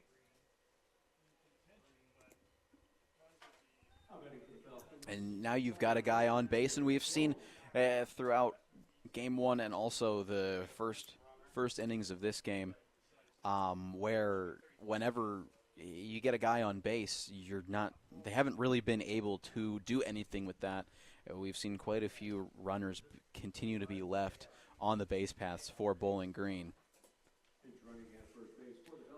And it's a trend that this is as good a time as any, and we've said that multiple times so far in this game. This is as good a time as any to put something together. You've got a guy on base now. It's crunch time here.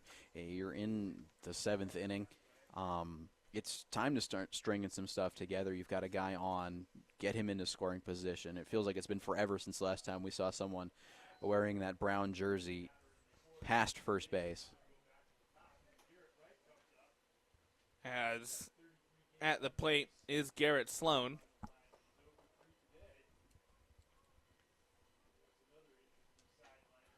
Big swing and miss by Sloan.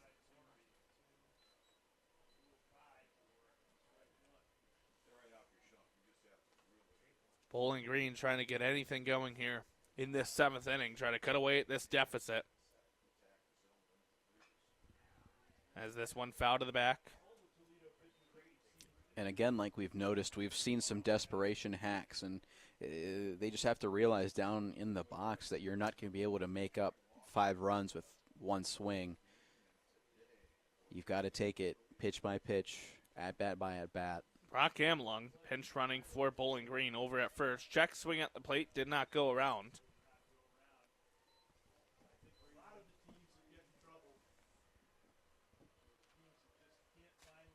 So it's a 2-2 count at the plate on Garrett Sloan. Looking to keep the inning going for the Falcons. R.J. Shunk's pitch. Got him looking. A beauty of a pitch by R.J. Shunk to get out of it. And Bowling Green strands their 4th base runner of the day. We go to the 7th inning stretch. Toledo leading Bowling Green 6-1 here at Scott Park on WBGU 88.1 FM.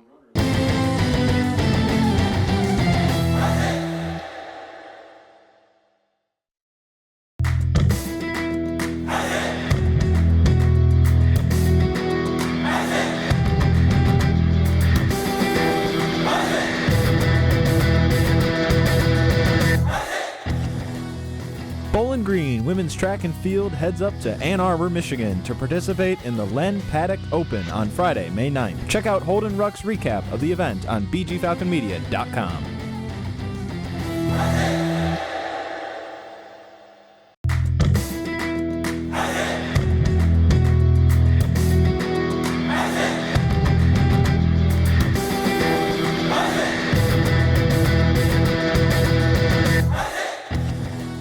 BGSU Baseball returns home to host Notre Dame at Stellar Field on Sunday, May 11th. Falcon Media Sports Network's Tyler Kavlitz and Chaz McNeil will call the game beginning at 2:45 for pregame and 3 p.m. for first pitch on Falcon Radio. Back here at Scott Park in Toledo, Ohio. A new pitcher for Bowling Green once again. So I believe that's Micah Smith out there on the mound for the Falcons. Micah Smith, this will be just his second career collegiate appearance. His first one came at Michigan. Smith, a freshman right-hander, 6'2", 180 from Flat Rock, Michigan. New Boston Huron high school graduate. 36 ERA after the appearance against Michigan. Went 1 inning and gave up 4 runs, all of which were earned. 3 walks to a strikeout. .333 opponent batting average in that outing. Fastball was sitting high 80s against the Wolverine for the freshman. So we'll see how he looks here in his second career collegiate appearance.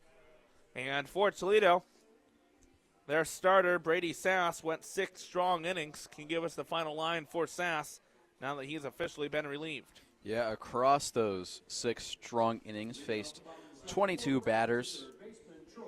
He hit 1, walked 1, allowed 2 hits, fanned 6, allowed just 1 run, 1 unearned run across those 6 innings.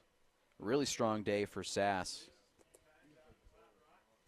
who lowers his season ERA down to 3.67. Having a great season is Brady Sass. I expect to see his name on the All-MAC teams by the end of the season, as it's a 1-1 count at the plate on Troy Sudbrook. Sudbrook, strikeout, a walk, and a hit by pitch so far today for Toledo. Micah Smith working from the windup. His pitch, off speed, floats in there into the zone for a strike. Count moves to 1 ball, 2 strikes on Sudbrook.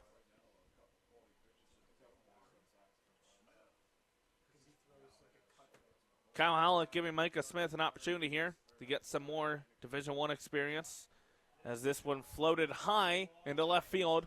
Chasing after it is the left fielder, Bates. He makes the catch for the first out of the inning.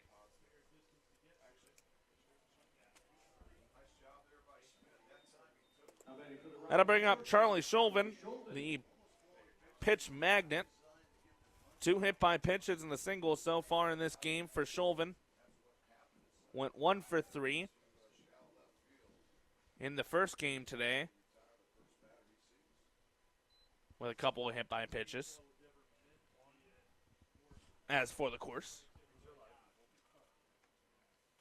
the first pitch to him, fouls it off to the right side. Now that you mention it, I just can't stop but thinking about those people on the hill.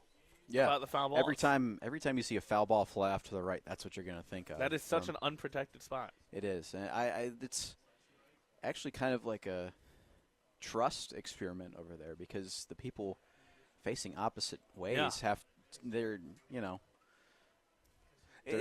safety is relying on the kindness of a stranger to alert them. Hey, heads up. Well, I don't think they do it that slow, but yeah. Well, 0-2 count on Shulvin. This one high and outside. Garrett Wright's mask flies off as he turns to grab it. So I just wondering, when MLB, 5, 6, 7 years ago at this point, made the decision to extend all those nets, were you a guy that was against that? Were you for that? Because I remember I was against it just because, I'm an old-timer baseball guy. I think you're just an old-timer in general, Tyler. But, listen, I feel like the safety of the fans is of utmost importance. Yeah.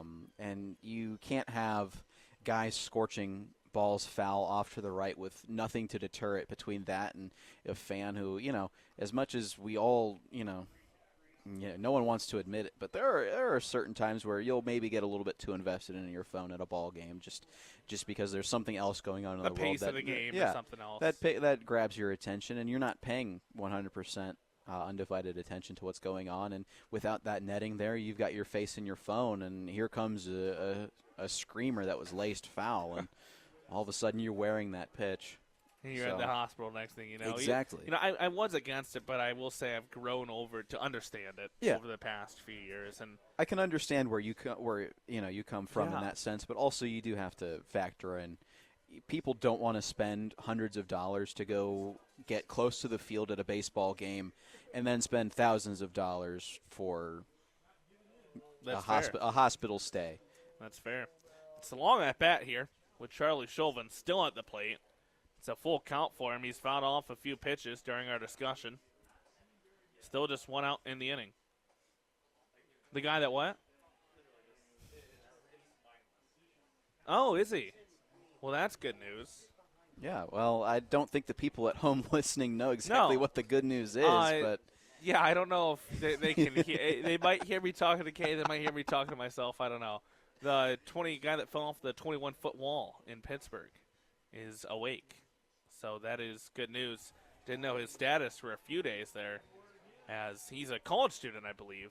I found it. I forget which college it is. You know what? It's a college in Uri's backyard. Is it? Yeah, Tyler. He, I believe, unless I was dreadfully misinformed on the app formerly known as Twitter. And they can't hear. They can't hear. Okay, so I'm not crazy. It's very hard. It is very hard to tell. I just think it's funny that. Yeah, I thought it would be funny if you were having a conversation with Caden that no one else can That'd hear. That'd be funny. Before you get to that, it is a walk after that long at-bat to Charlie Chauvin. So a walk allowed by Micah Smith. But which college is it? Yeah, unless I was dreadfully led astray. Okay, so I was led astray. So I was. What did you hear? I heard that he went to Walsh University in North Canton. Oh. Okay, so I can be right and wrong at the same time. Yeah. Okay, really? Caden wasn't on air for that, so now I'm talking to myself. Okay, yeah, you are. So he went to Walsh University before Wheeling. Okay. Interesting. Yeah, you just hate to see stuff like that happen at a ball game. I mean, that's like worst case scenario. Is that one's up and outside for a ball? Yeah, that's one of those scary things that you just hate to see. Yeah, it takes all the fun out of the game. A little bit, yeah. If you see someone. I mean, that's got to be tough from a player's perspective absolutely. too, or like, just to play after things like that happen, to get that out of your mind. Well, I also think back to a couple years ago, unless I might have made this up. I feel like I remember my uncle telling me that's a great way to lead something off as I go on Before we spiel. start on this tangent, a 2-1 count on Luke Walton at the plate. Walton with an RBI and a hit so far today. I feel like I vaguely remember my uncle telling me a story about it was an MLB player who was trying to throw a baseball up to a fan in the stands. This one's going to be driven right field. Coming in and making the catch is Horky. Nice play by Zach Horky in right field for the second out of the inning. I think it was a major league player who was like throwing a foul ball or a ball he caught up into the stands to a fan, and the guy who he threw it up to leaned too far over the edge and fell. Oh. I feel like I vaguely remember that. I have a very active imagination. I'm trying to think. I know something like that. Yeah. Was it Atlanta, maybe?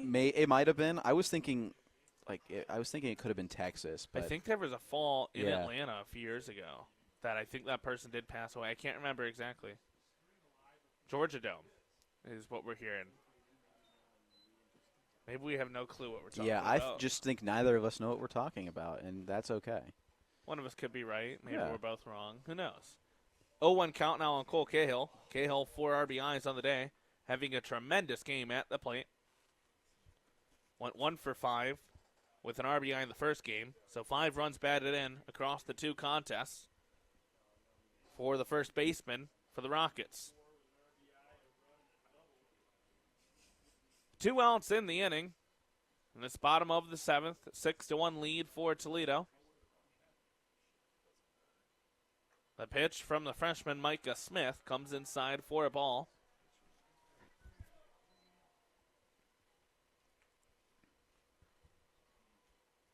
Smith has not given up a hit so far. He's allowed a base runner courtesy of a walk.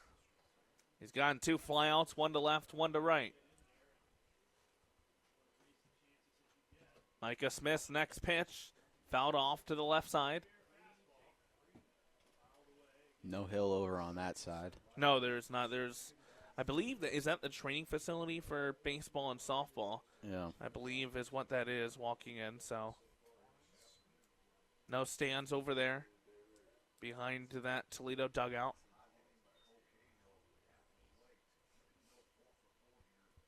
So a 2-2 count at the plate, 2 outs in the inning. Micah Smith's pitch. Driven in to left field and going to be basically straight at Caden Bates. He'll make the catch for the final out of the inning. So Micah Smith, the freshman, comes in, doesn't allow a hit. Gets 3 outs across 4 batters. And we go to the top of the 8th. Bowling Green down to their final 6 outs, trailing 6-1. Here at Scott Park on WBGU 88.1 FM.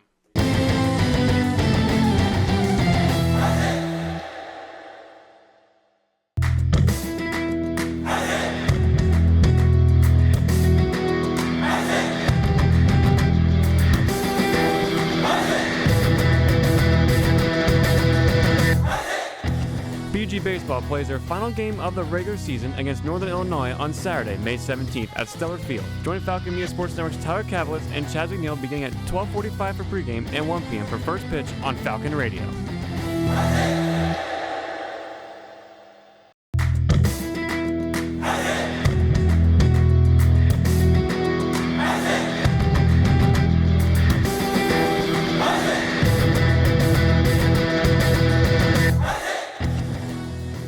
Women's track and field travels to Athens to participate in the MAC Outdoor Championships, starting Thursday, May 15th and running through Saturday, May 17th. Falcon Media Sports Network's Holden Ruck will have the recap on bgfalconmedia.com.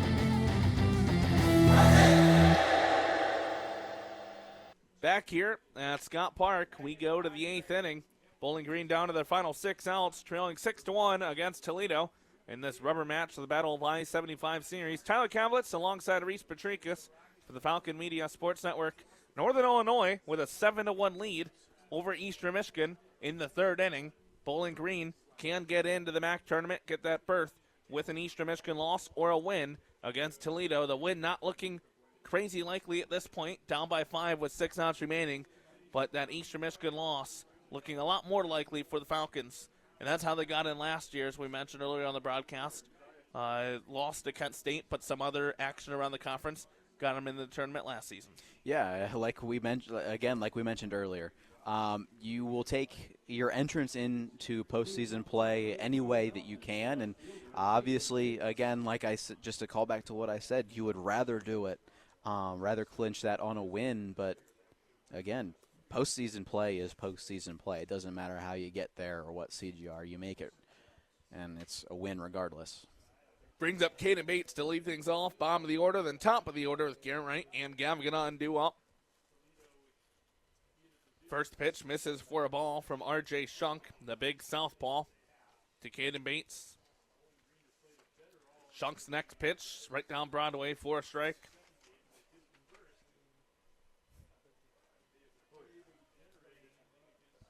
Caden Bates, the least experienced Falcon in the lineup today. As he looks at another strike down the middle. Bates, just his 6th career collegiate game. This shaping up to just be his 9th career at bat. 2 for 8 so far in his collegiate career with the Orange and Brown. The 1-2 pitch from R.J. Shunk. Swing and a miss from Bates. He goes down on strikes.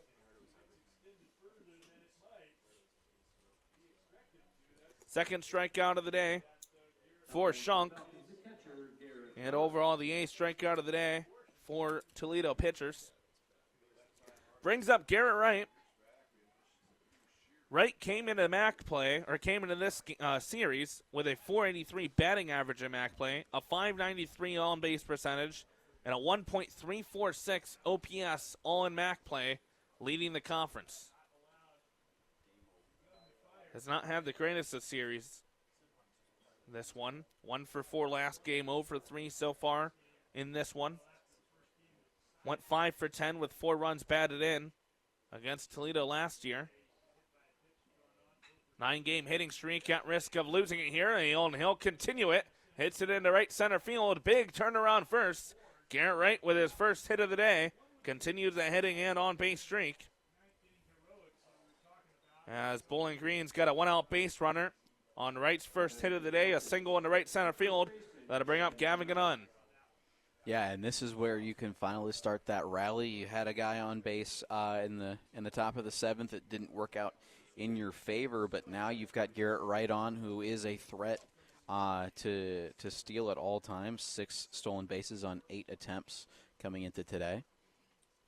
First pitch to Gannon misses outside for a ball. We might see at this point where you obviously really need a run or 5. How aggressive you're going to be out there. You could see some aggressiveness on the base paths from Garrett Wright, who has shown again that he can swipe one. Not a big lead. This one chopped up the middle. Trouble for Bowling Green. Fielded by Gravel at second. Flips it to Chauvin for 1. The relay throw to first to Cahill in time. And that's how the top of the 8th ends for Bowling Green. Falcons down to their final 3 outs. But before that, we go to the bottom of the 8th. Toledo coming up to bat one more time here at Scott Park. Up 6-1 over the Orange and Brown on WBGU 88.1 FM.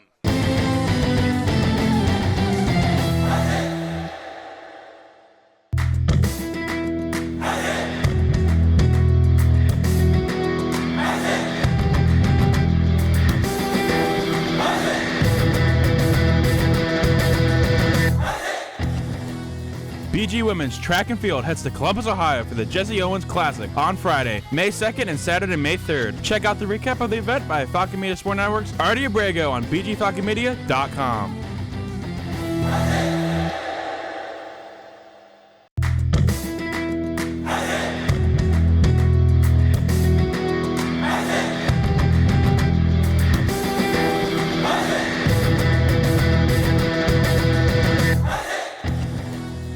Bowling Green Women's Track and Field heads up to Ann Arbor, Michigan to participate in the Len Paddock Open on Friday, May 9th. Check out Holden Ruck's recap of the event on bgfalconmedia.com.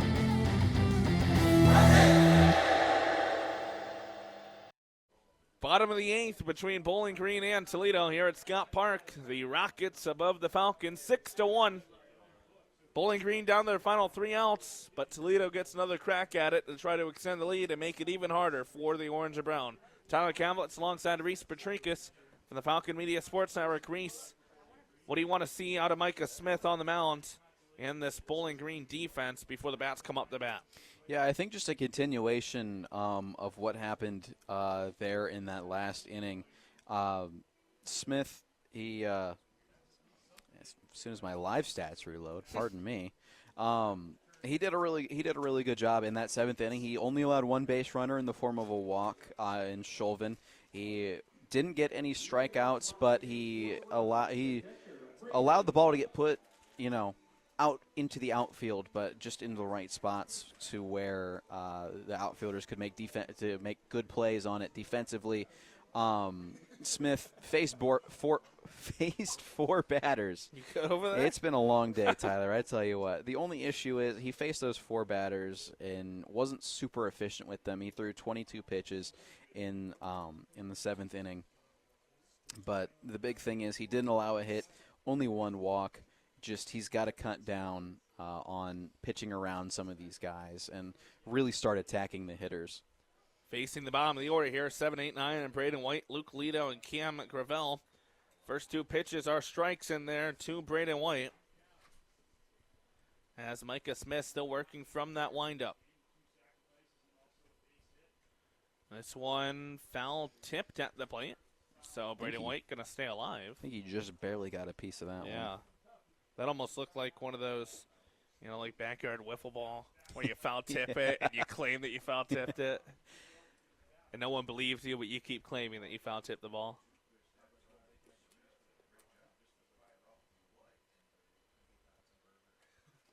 Micah Smith takes a second here. Now comes set into his windup. And it's fouled off to the right side.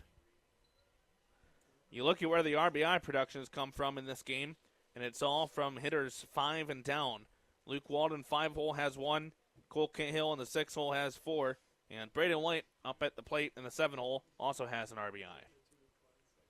The 0-2 pitch, once again, from Micah Smith, down in the dirt outside, spikes up and goes to the backstop behind Garrett Wright. I'm not sure he ever saw where that ball went. Nobody on base, though, so no harm done other than a ball added to the count.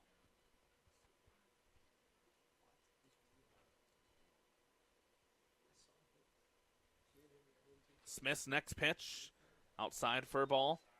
Count goes even to 2 balls, 2 strikes. 10-1, NIU's new lead over Eastern Michigan. Good news for Bowling Green. Looking more and more likely as a path for them to clinch a MAC tournament berth later today. We won't know the result of that game by the time we go off the air here today, as this one skied out to center field. Coming in and making the catch is Carter Motice for the first out in the inning. 3 straight Rockets in a row, and for the last 5 retired by Micah Smith. And all 4, by the way, in the form of a flyout. And I do like that at bat with, with Smith. He was ahead, and then he allowed White to come back into it. He had a couple pitches that were low and outside, and White wasn't biting at it. And then he was able to come back in, get a pitch that White just got a little bit too much under, able to put it out to where Motice can get to it. As it brings up Luke Lido, 0 for 3 in the day, 2 strikeouts and a ground out. Looks at a first pitch ball, that one right down Broadway for a strike. Count moves to 1 ball, 1 strike.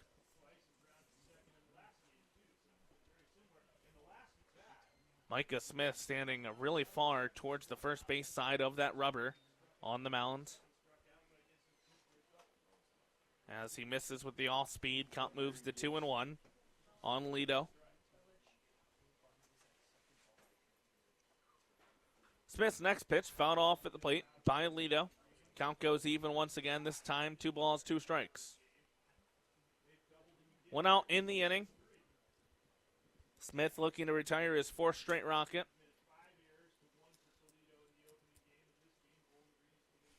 As Toledo leads 6-1.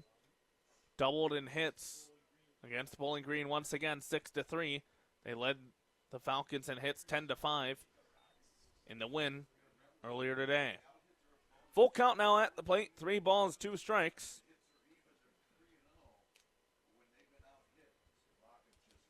Micah Smith toes the rubber once again into his windup. His leg kick and his delivery fouled off to the left side. We'll do it again at 3-2 between Micah Smith and Luke Lido. Lido in that first game went 1 for 4 with an RBI. Looking to achieve that same 1 for 4 line here today. The pitch to Lido. Drives this one out left center field. He'll get that one hit as that's going to hit the gap. Before Motice is able to round it, the throw in, not even going to get the second. It's a stand-up double for Luke Lido with a 1 out here in the bottom of the 8th for Toledo. And just like that, Rock gets another runner in scoring position, threatening to add another run onto the board.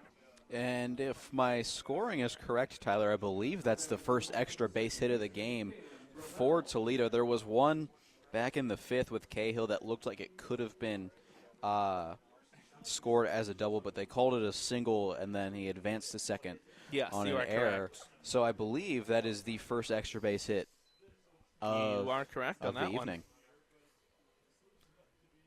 I guess I should say of game 2. I haven't seen too much extra base action in either of these games.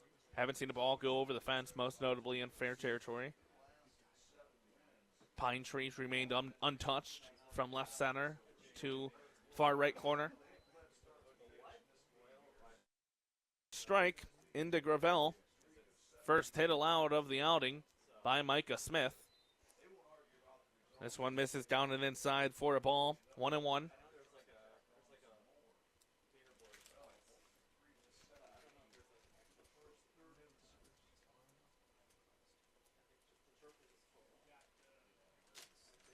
Smith takes a look back at second, now delivers again. This one down low for a ball. Count moves to 2 balls, 1 strike. Bowling Green's lone run coming back in the 4th inning. Toledo tacked on 1 in the 2nd, 3 in the 3rd. And had a 2-run inning in the 5th to get them to their 6-run total. Micah Smith's next pitch, drilled right side. That's going to stay fair and go to the corner. Here comes around third in scoring Luke Lido. The throw into second, not in time. In there safely is Gravel. An RBI double for the Rockets, and their lead up to 7-1.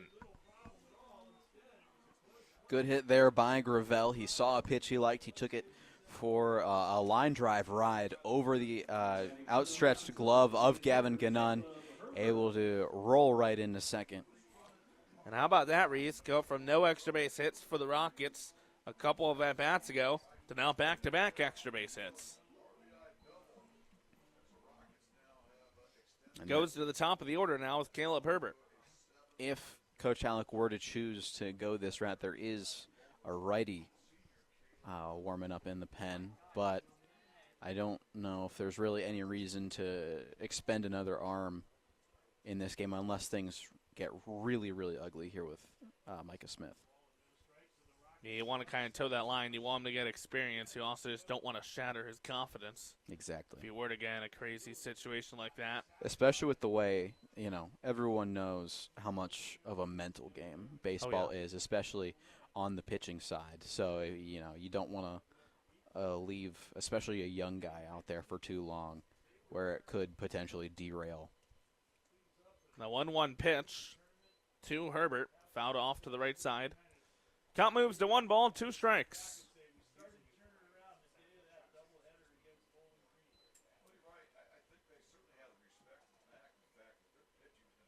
Micah Smith now working from the stretch with that runner on second. Looks back at second again. Now delivers to the plate. Down and outside for a ball. Count goes even.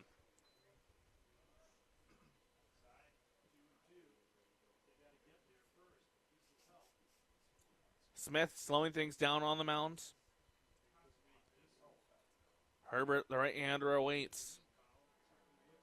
The pitch. Fouled off to the right side. It's going to sneak out of play towards that hill that we talked about a couple innings ago. But now it looks like with the conclusion of the softball game, there's no one who is truly blind to any incoming foul balls. Everyone right now is facing the diamond, so that threat is, for the most part. The next pitch left up high. Full count, 3-2.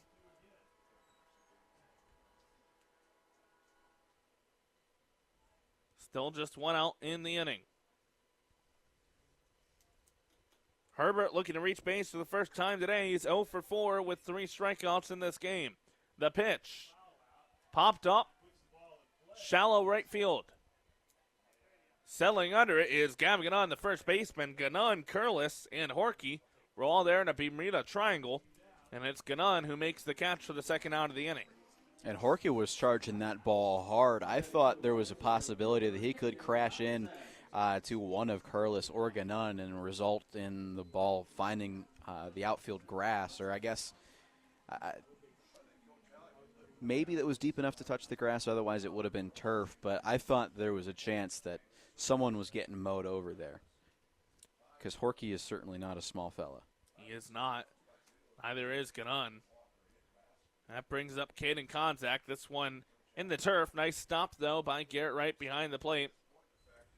Stares down Gravel at second to keep him back at the bag. Konzak has 2 walks, a pop out, and a ground out so far today. Ended the past 2 innings. He's been up the 4th and the 6th with those outs. Fouls this one off to the left side. Count moves to 1-1 on him at the plate.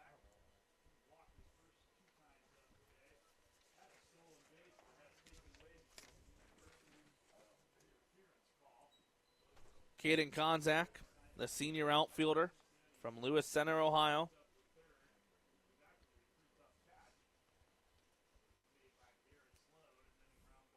Waits the pitch from Smith, looks at it down low for a ball. Came into this series with the highest slugging percentage on this Toledo team, sitting at .470. That slugging percentage now down a couple of points, sitting at .468, still the highest on the Rockets. Dribbles this one up the middle. That's going to get past Smith. Also going to get past the diving shortstop in Laird. It's going to score another Toledo run as Gravel comes home from second. It's an 8-1 Rockets lead here in the bottom of the eighth. Yeah, that was good placement there on that ball by Konzak. Able to just miss the glove of Smith, and then you have, you have Laird who was over there trying to make a sliding and diving play on that one. Now as Kyle Halleck takes his slow walk out to the mound. May have a pitching change here. Maybe seeing another arm for the Falcons.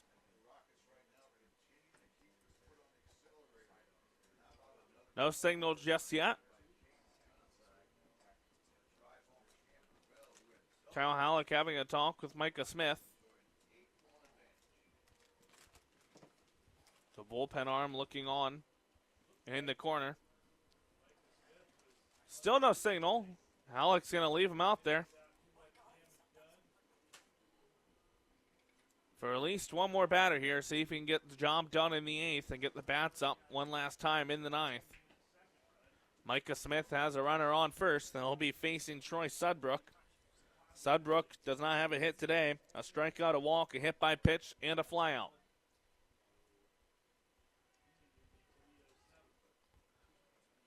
Sudbrook didn't play last year due to injury. Comes into this game with a .257 batting average on the year. The first pitch from Micah Smith, lined into left center field. That's going to get down in front of Bates in left field for a single. So now runners on first and second with 2 outs in the inning. Another good hit there, able just to get enough of it to take it on a little bit of a trip out into that area somewhere between short and left field, able to bloop down in between Laird and Bates, who was charging on to that one.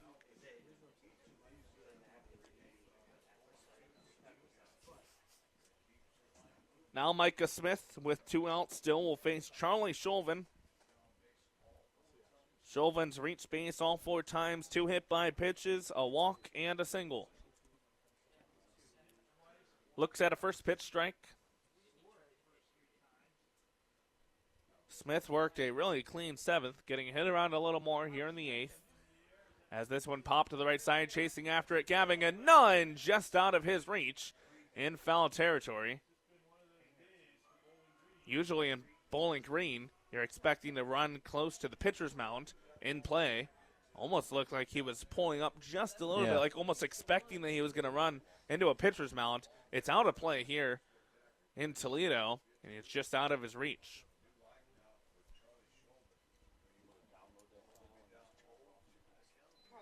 Count now 0-2. On Shulvin, the pitch from Smith just misses down and outside. Count moves to 1-2 on the shortstop. Micah Smith, the freshman, comes set. His delivery down outside. Count goes even, 2-2. 2 outs in the bottom of the 8th. Toledo leads 8-1, out hitting the Falcons 10-3. They have runners on first and second. It's Sudbrook at first and Konzak at second. The pitch clubbed up to the left side. Chasing after it is Laird. The shortstop calls off the third baseman Sloan and makes the catch to end the inning. Bowling Green Bats coming up one last time here in the top of the 9th, trailing 8-1. They need 7 runs to keep the game going when we come back on WBGU 88.1 FM.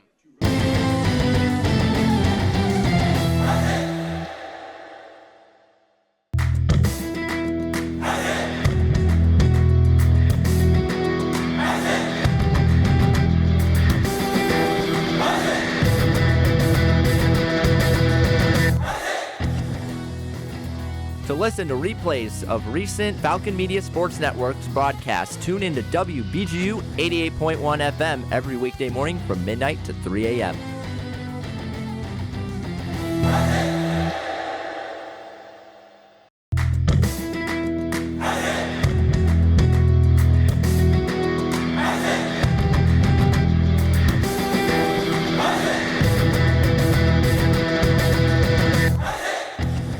Did you know Falcon Media Sports Network has video highlights of BGSU athletic events? To see all the moments from your favorite BGSU teams and athletes, head over to the BG Falcon Media YouTube channel or view them on bgfalconmedia.com.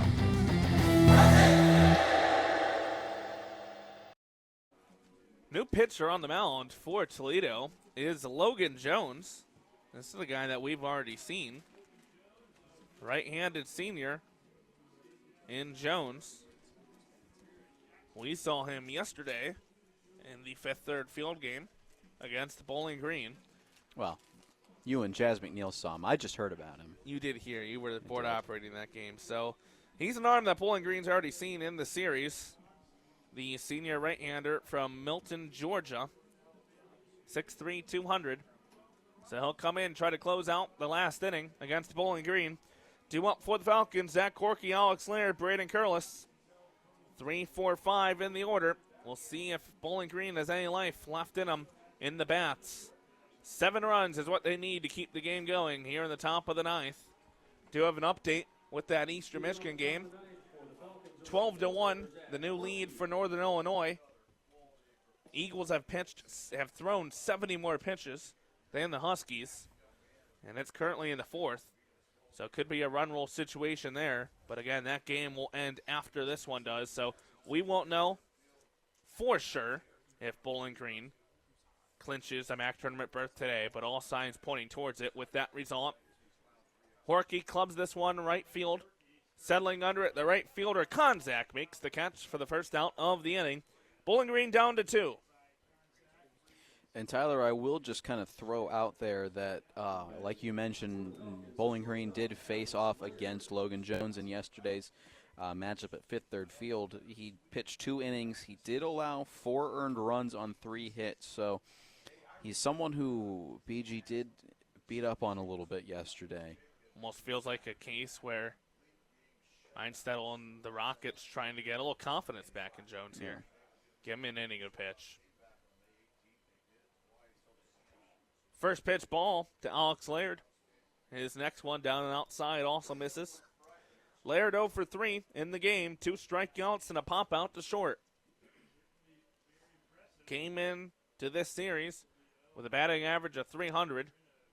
That average dropped by about 20 points or more at this point. Has not been a great series for Alex Laird. Looking to end it with a hit. As he looks in a strike, count moves 3 balls, 1 strike.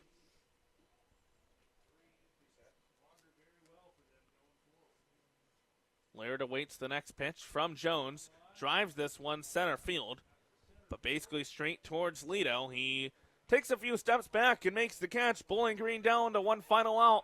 Here at Scott Field, trailing 8-1 against the Rockets in the top of the 9th. Brings up Braden Curlis.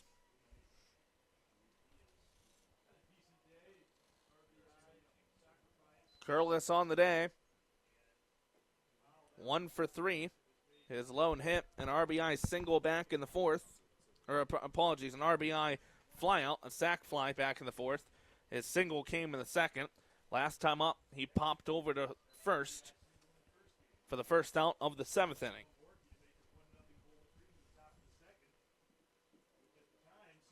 But boy, have Toledo pitchers been good here today. 2 walks, 8 strikeouts. Bowling Green's gone just 3 hits. 7 errors by the Falcons across the 2 games, as it's a 3-0 count to Braden Curlis, a strike thrown in there by Jones. Bowling Green with just 1 out to play with. The next pitch from Jones. Check swing by Curlis. Off the bat, foul to the right side. Bowling Green down to their final strike. It's a full count with 2 outs.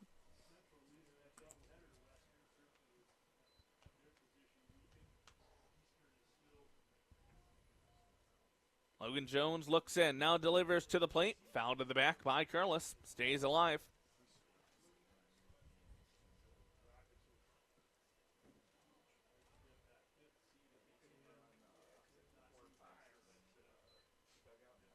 Jones from the windup. His pitch is grounded over to the left side, fielded by Sudbrook at third, throws across the diamond, and Toledo wins the battle by 75, taking 2 out of the 3 games against Bowling Green. An 8-1 victory in the second game of the doubleheader after an 8-3 victory in the first game earlier today. So we're going to take a quick break here, come back to recap this one for you, and then the Reese Patricus sign off when we come back here on WBGU 88.1 FM.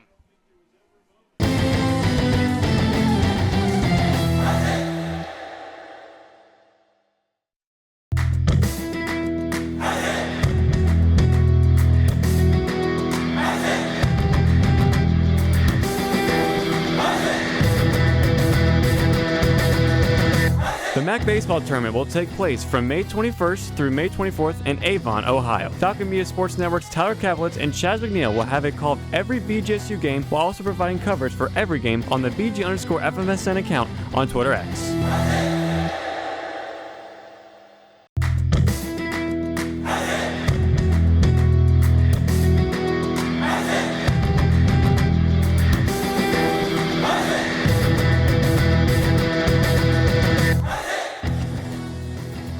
To listen to replays of recent Falcon Media Sports Network's broadcasts, tune in to WBGU 88.1 FM every weekday morning from midnight to 3 a.m.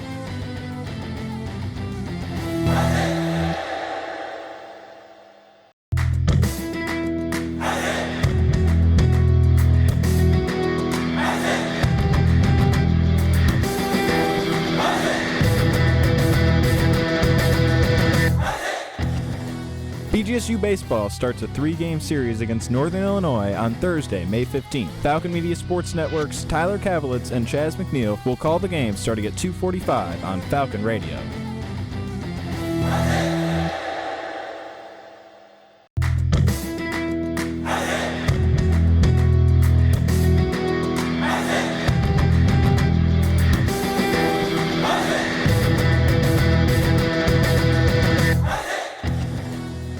Bowling Green Women's Track and Field heads up to Ann Arbor, Michigan to participate in the Len Paddock Open on Friday, May 9th. Check out Holden Ruck's recap of the event on bgfalconmedia.com.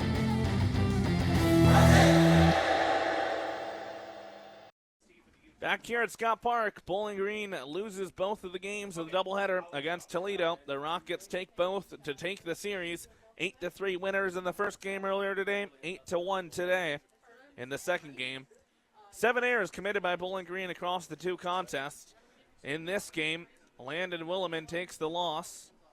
2 innings pitched, only allows 1 run, 2 hits, 3 strikeouts and a walk. Taking the win is Brady Sass. A tremendous outing by Sass. 6 innings pitched, 2 hits, 1 run which is not earned, 1 walk and 6 strikeouts. A quality start for Brady Sass. Back-to-back days that we've seen a quality start. Yesterday we saw it from Jacob Turner. Today we see it from Brady Sass. Bowling Green can still clinch a MAC tournament berth with an Eastern Michigan loss. They're trailing Northern Illinois 12-1. That score is still current. So Bowling Green will have to await the results of that game to see if they clinch a berth today, or they'll have to wait a little longer. At this point, instead of asking you for your thoughts on the games, I'm going to send it over to you, Reese. This is your final broadcast with Falcon Media Sports Network. After 4 years with this organization, you will be graduating this summer. Yep.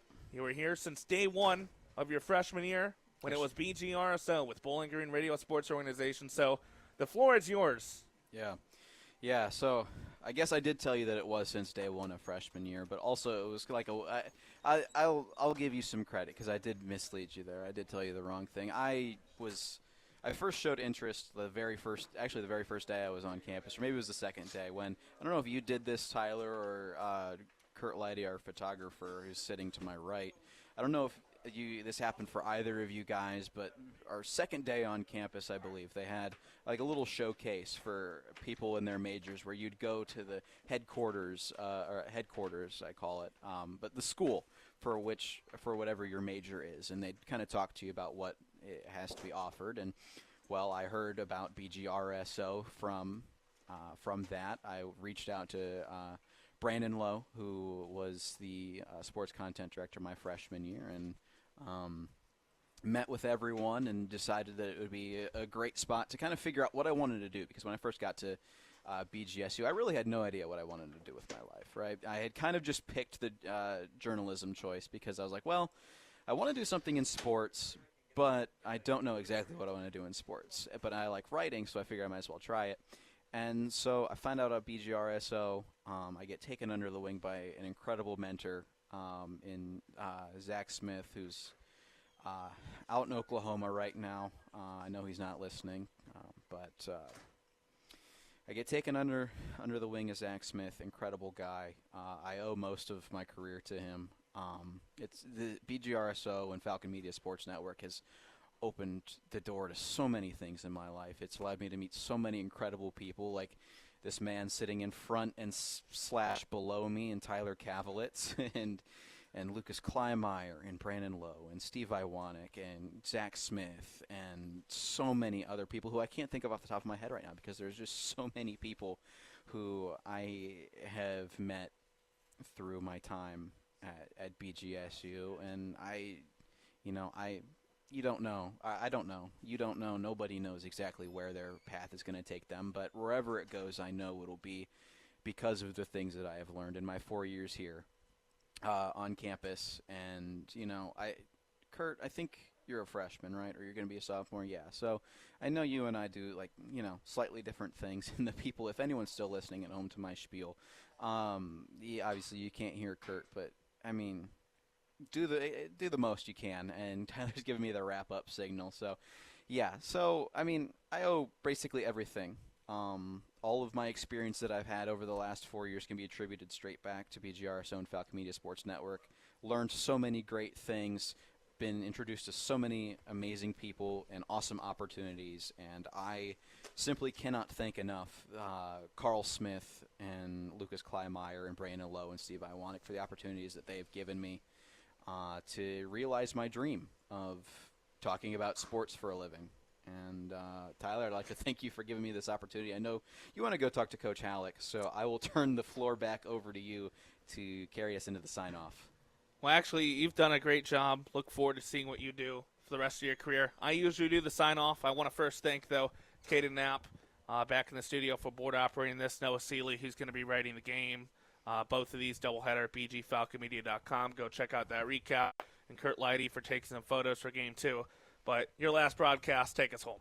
All right. One final time from Scott Park here in Toledo, Ohio. Toledo Rockets, 8. BGSU Falcons, 1. For Tyler Kavelitz, for Kurt Leidy, I'm Reese Patrica signing off one final time. As always, folks, stay safe, stay healthy, and I Ziggy Zumba.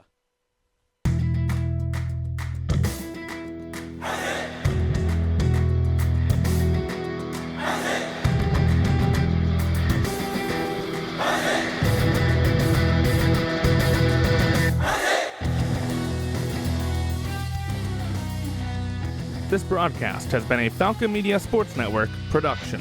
For more BGSU sports news and updates, follow Falcon Media Sports Network on Twitter X at BG_FMSN, BG Falcon Media on Instagram, Facebook, and YouTube, and head over to BGFalconMedia.com.